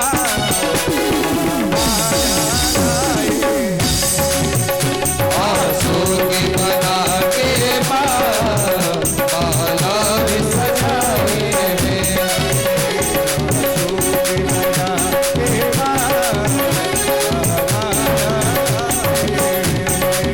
वो आंसू की सजा के माला भी सजाए हैं। माला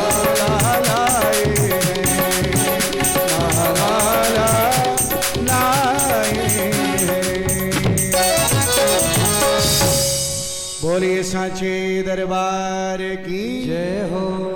पूरे पूरे हाथ नहीं उठ रहे अभी। बोलिए जोता वाली की, बोलिए लाटा वाली की। वैसे तो मैया सब जानती हैं, लेकिन हाथ उठा के जयकारा लगाना माने हाजरी भी लगाना और समर्पण की भक्ति। बोलो जय माता दी।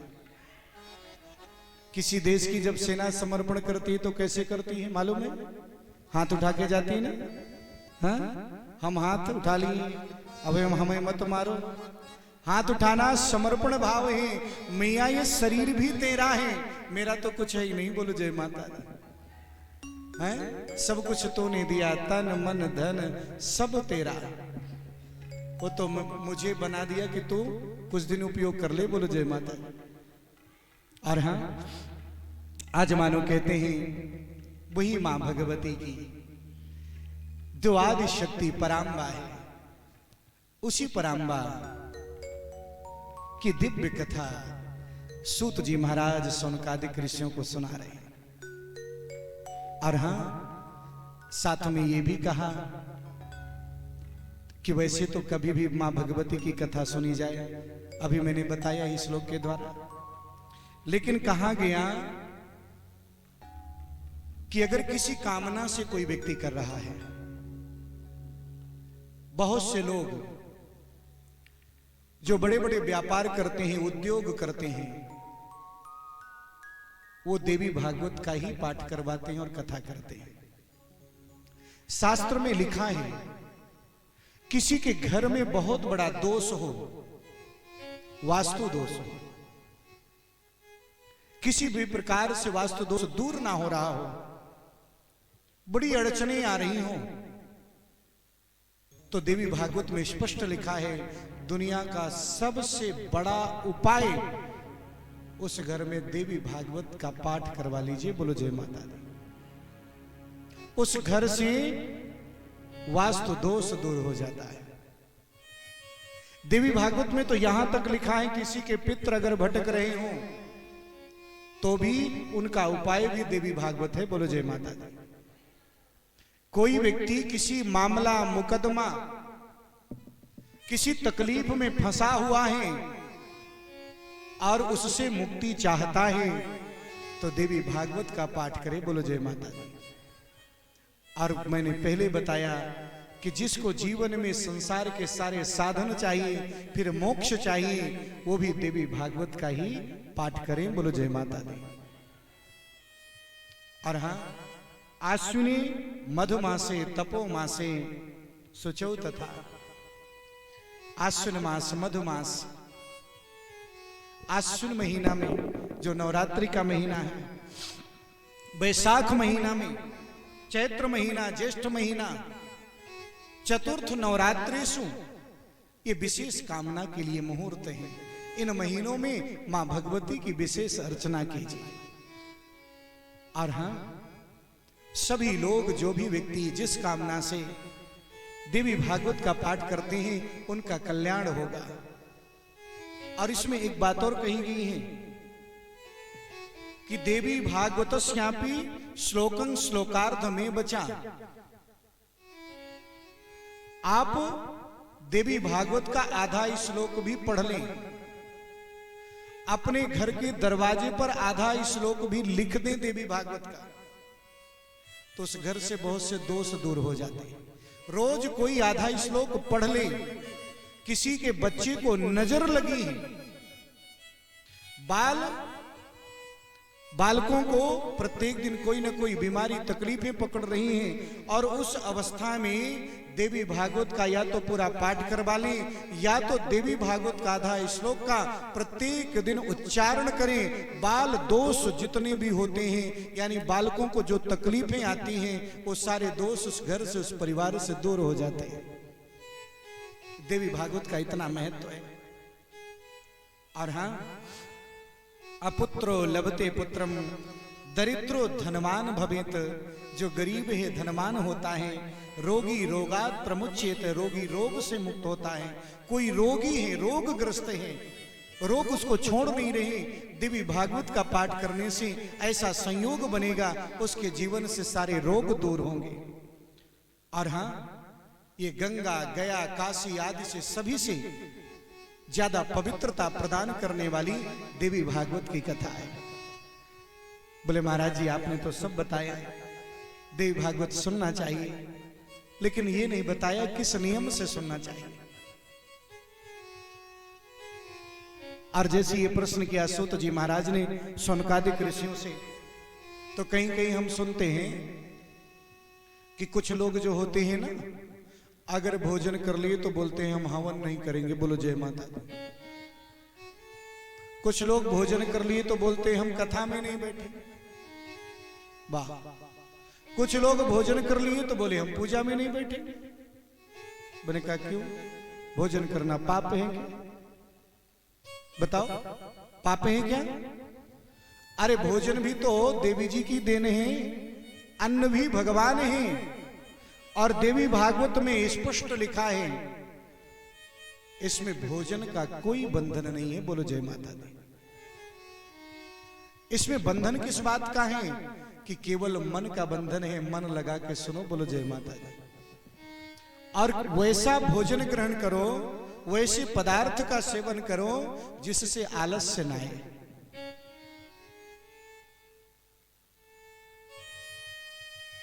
अच्छा, एक बात और है, देवी भागवत में भी मना किया गया है, कुछ चीजें नहीं खानी चाहिए। बोले कौन सी चीजें नहीं खानी चाहिए?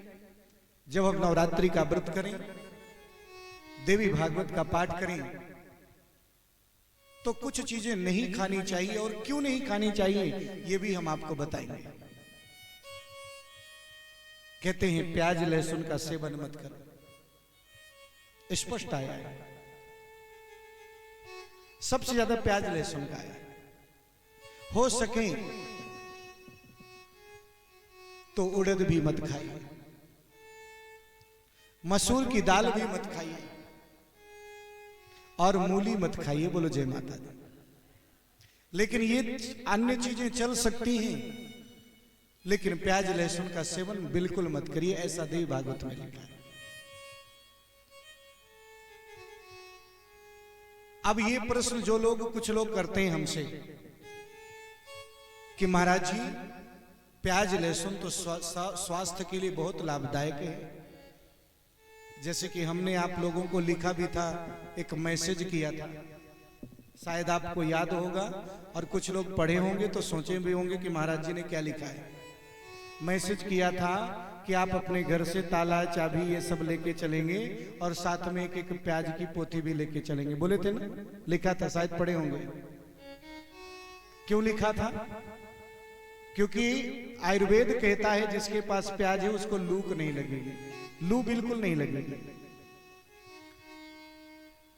प्याज ग्रहण नहीं करना चाहिए, आयुर्वेद के हिसाब से बहुत लाभदायी है, फिर क्यों नहीं ग्रहण करना चाहिए? इसका उत्तर शायद पांडे लेआउट की जो महिलाएं बैठी हैं उन्होंने नारद महापुराण में भी सुना है। और नारद महापुराण जो हमने किया था वहां पर पांडे लेआउट नागपुर में, तो वहां नारद महापुराण में स्पष्ट लिखा है, क्योंकि नारद महापुराण में 2-3 चीजों का बड़ा सुंदर व्याख्यान हुआ है। एक खाने पीने की चीजों का बहुत सुंदर व्याख्यान आया है, और उसमें ज्योतिष शास्त्र, आयुर्वेद आदि बहुत वर्णन है। तो उसमें हमने शायद बताया था कि प्याज एक ऐसा पदार्थ है जिसका सेवन करने से व्यक्ति की बुद्धि पर असर पड़ता है। जैसे कोई मदिरा का सेवन कर लेता है तो मतवाला हो जाता है, अच्छे बुरे की सोच, अच्छे बुरे की विषय में उसकी सोच खत्म हो जाती है, मुझे क्या करना चाहिए क्या नहीं करना चाहिए। उसी प्रकार हमारे मन से जो है बुद्धि में जब ये प्रवेश करता है तो बुद्धि के अंदर विकृति लाती है, और वो विकृति ऐसी होती है कि जो तामसी चीजों को जन्म देती है, और हमारे शरीर के जो विकार है, दोष हैं, कौन से? काम, क्रोध आदि जो दोष हैं उनको वो जागृत कर देती है प्याज। इसलिए इसको जो है किसी पुराण आदि, किसी अनुष्ठान आदि में इसका सेवन वर्जित है, बोलो जय माता दी। बल यही कारण है लहसुन और प्याज का। बाकी और कोई दूसरा कारण नहीं है। एक कथा और आती है कि भगवान नारायण के भोग से भी गिर गई थी, तो मानो भगवान ने श्राप दिया, आज के बाद मैं तुझे ग्रहण नहीं करूंगा।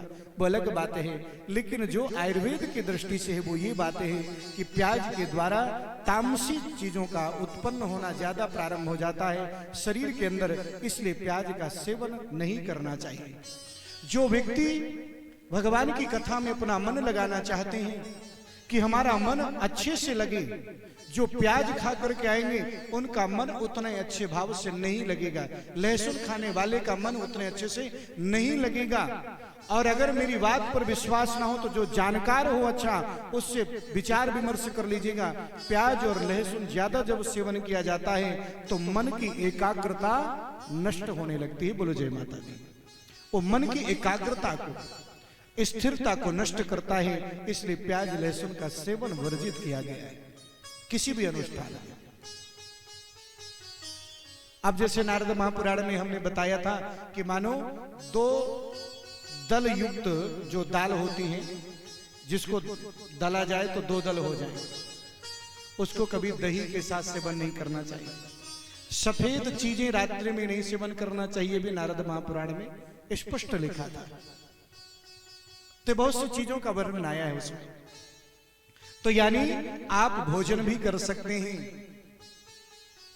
भगवान की कथा सुनने से पहले, संकल्प से पहले, पूजा से पहले, क्योंकि वो भी एक देवता है। लेकिन केवल नियम है तो मानो मां की कथा में, मां के पूजन में आलस्य ना आए, मां की कथा में आपका मन लगा रहे, मां की पूजा में आपका मन लगा रहे। वैसे व्यक्ति को रहना चाहिए कि मैं 7 दिन के लिए इस तीर्थ क्षेत्र में आया हूं, ऐसा भोजन करूं, ऐसे रहूं कि जिससे ना तो मैं बीमार पड़ूं और ना ही कथा में कोई विक्षेद हो, कथा पूरी तरह से 7 दिनों की सुन सकूं। ये भावना से कथा सुननी चाहिए और उस भाव से रहना भी चाहिए। और हां, आज मानो सूत जी महाराज शौनकादिक ऋषियों का चिंतन करते हैं। इसके साथ साथ इसमें एक वर्णन और आया है कि देवी भागवत महापुराण की जब हम कथा सुने तो इनकी कथा में चंदन की माला चलती है। चंदन की माला से अगर जो है इनका एक दिव्य मंत्र है, और जिस मंत्र को हम नवार्ण मंत्र बोलते हैं, उसका जाप व्यक्ति को हमेशा करते रहना चाहिए 7 दिनों में, ज्यादा से ज्यादा। और नवार्ण मंत्र का जाप करते हुए देवी मां की अगर कोई कर सकता है तो जहां पर देवी भागवत रखी हुई है 108 परिक्रमा लगाए, या तो 7 दिन में 108 परिक्रमा लगाए। बोलो जय माता दी। और हां, अलग अलग कामना के लिए अलग अलग विधान है परिक्रमा का भी। बोलो जय माता दी। और जितनी परिक्रमा लगे वो नवार्ण मंत्र के द्वारा लगे, और नवार्ण मंत्र का जितना ज्यादा से ज्यादा जाप करेंगे उतना ही अच्छा रहेगा। आप लोग अपने कमरे में भी रहो, अपने कमरे में रहते हुए लेटे हैं, बैठे हैं, आप दर्शन करने जाते हैं, उस समय भी नवार्ण मंत्र का सभी को जाप करना चाहिए। और नवार्ण मंत्र कौन सा है? ओम ऐं ह्रीं क्लीं चामुंडाय बिच्चे, यही नवार्ण मंत्र है। और एक बार इसी मंत्र का जाप करके आज हम अपनी वाणी को विराम देंगे, और कल से अनेक दिव्य कथा, बड़ी सुंदर सुंदर कथा आप सभी को सुनाई जाएंगी। बोलो जय माता दी। एक बार जोर से जयकारा लगाए, बोलिए सांचे दरबार की। सभी लोग हमारे साथ जाप करेंगे। देखिए, इसमें जो नवार्ण मंत्र है ना, इसमें पहले आता है ओम, फिर आता है ऐं ह्रीं क्लीं चामुंडाय बिच्चे। ऐं क्या है? ऐं महासरस्वती है। ह्रीं क्या है? महालक्ष्मी का बीज मंत्र है। ऐं महासरस्वती का बीज मंत्र है। और क्लीं महाशक्ति का बीज मंत्र है। ओम जो है सर्वशक्ति है, जिसमें सारे देवता सब कुछ विराजमान है। सबसे पहले वही नादस्वर निकला है, इसलिए हर मंत्र के साथ पहले एक बार उसको लगाया जाता है। तो हमारे साथ बोलेंगे और स्वर और ताल से बोलेंगे बड़े प्रेम से। ओम ह्रीं क्लीं चामुण्डायै बीचे। ओम ह्रीं क्लीं चामुण्डायै बीचे। ओम ह्रीं क्लीं चामुण्डायै बीचे। ओम ह्रीं क्लीं चामुण्डायै बीचे। ओम ह्रीं क्लीं चामुण्डायै बीचे। ओम ह्रीं क्लीं चामुण्डायै बीचे। ओम ह्रीं क्लीं चामुण्डायै बीचे। ओम ह्रीं क्लीं चामुण्डायै बीचे। हाँ जय हो।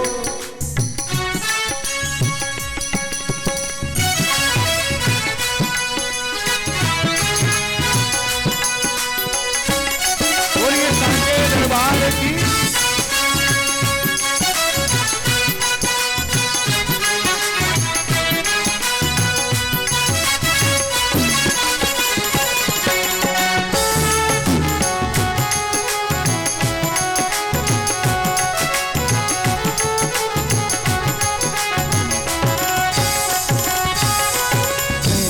महासरस्वती ह्रीं महालक्ष्मी है। महासरस्वती ह्रीं महालक्ष्मी। महासरस्वती ह्रीं महालक्ष्मी है। सरस्वती ह्रीं महालक्ष्मी है। ह्रीं महाकाली है। ह्रीं महाकाली है। ओम सर्वे शक्ति है। ओम सर्वे शक्ति है। ओम सर्व शक्ति है। ओम सर्व शक्ति है। ओम ह्रीं क्लीं चामुण्डायै बीचे। ओम ह्रीं क्लीं चामुण्डायै बीचे। ओम ह्रीं क्लीं चामुण्डायै बीचे। ओम ह्रीं क्लीं चामुण्डायै बीचे। ओम ह्रीं क्लीं चामुण्डायै बीचे। ओम ह्रीं क्लीं चामुण्डायै बीचे। ओम ह्रीं क्लीं चामुण्डायै बीचे। ओम ह्रीं क्लीं चामुण्डायै बीचे। ओम ह्रीं क्लीं चामुण्डायै बीचे। ओम ह्रीं क्लीं चामुण्डायै बीचे। चामुण्डायै बीचे। चामुण्डायै बीचे। चामुण्डायै बीचे। चामुण्डायै बीचे। चामुण्डायै बीचे। चामुण्डायै बीचे। चामुण्डायै बीचे। चामुण्डायै बीचे। ओम जय हो। चामुण्डायै बीचे। ओम चामुण्डायै बीचे। ओम ह्रीं क्लीं चामुण्डायै बीचे। ओम ह्रीं क्लीं चामुण्डायै बीचे। चामुण्डायै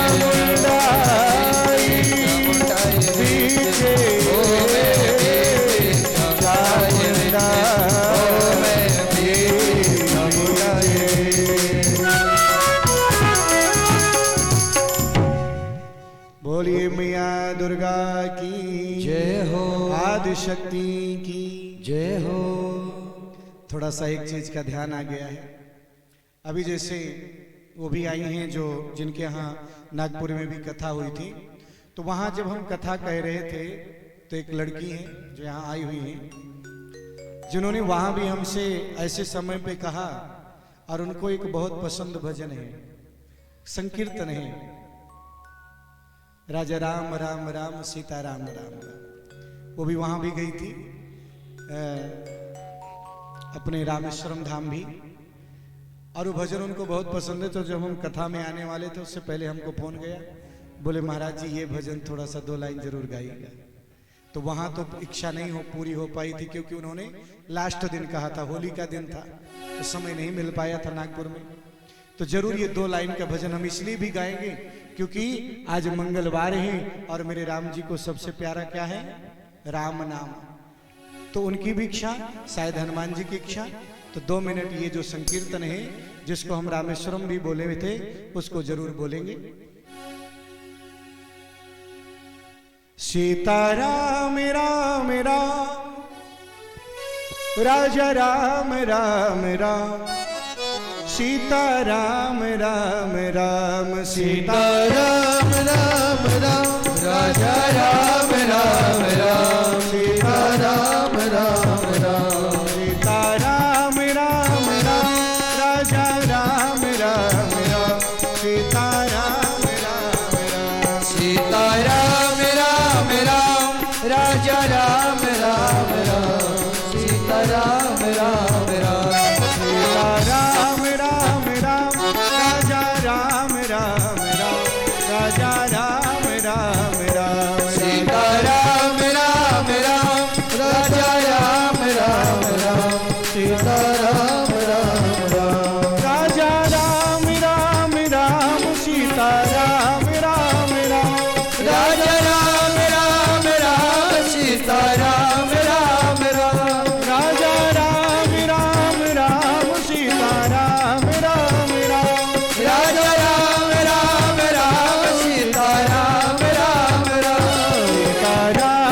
राम राम राजा राम राम राम सीताराम राम राम सीताराम राम राम राजा राम राम राम सीताराम राम राम जय हो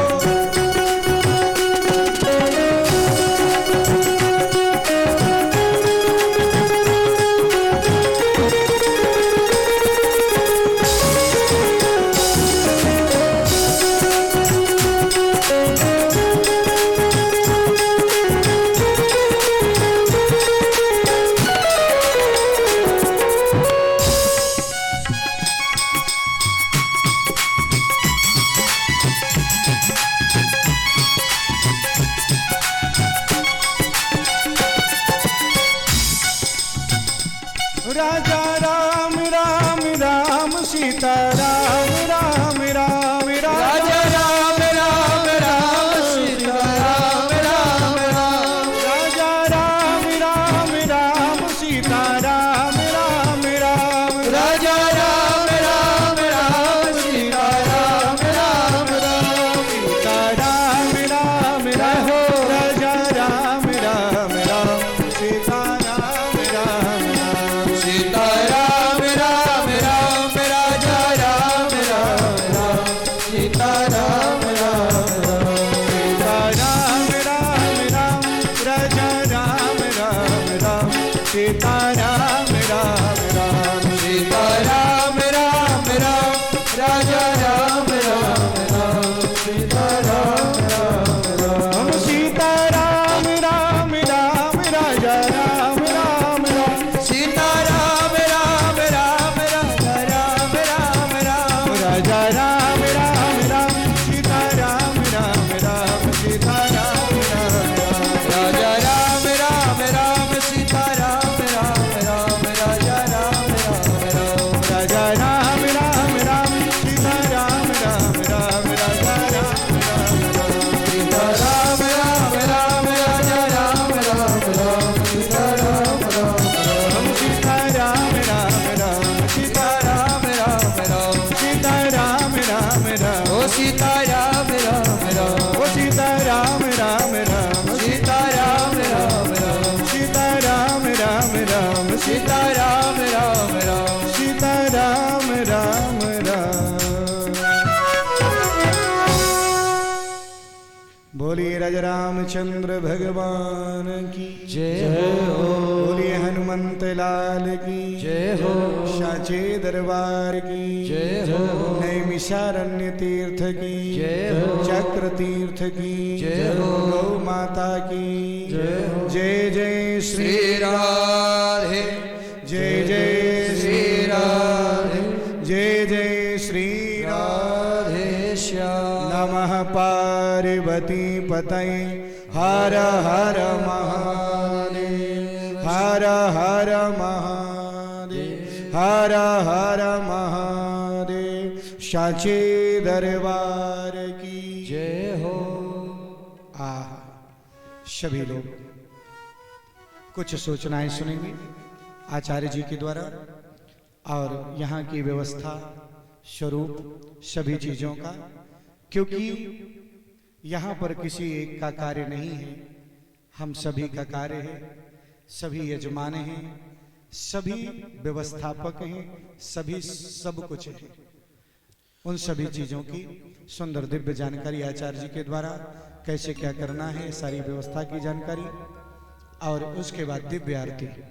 जय माता दी। बोलिए हनुमान जी महाराज की जय हो। सभी लोग कल हम लोग यात्रा में निकले थे। आज यहाँ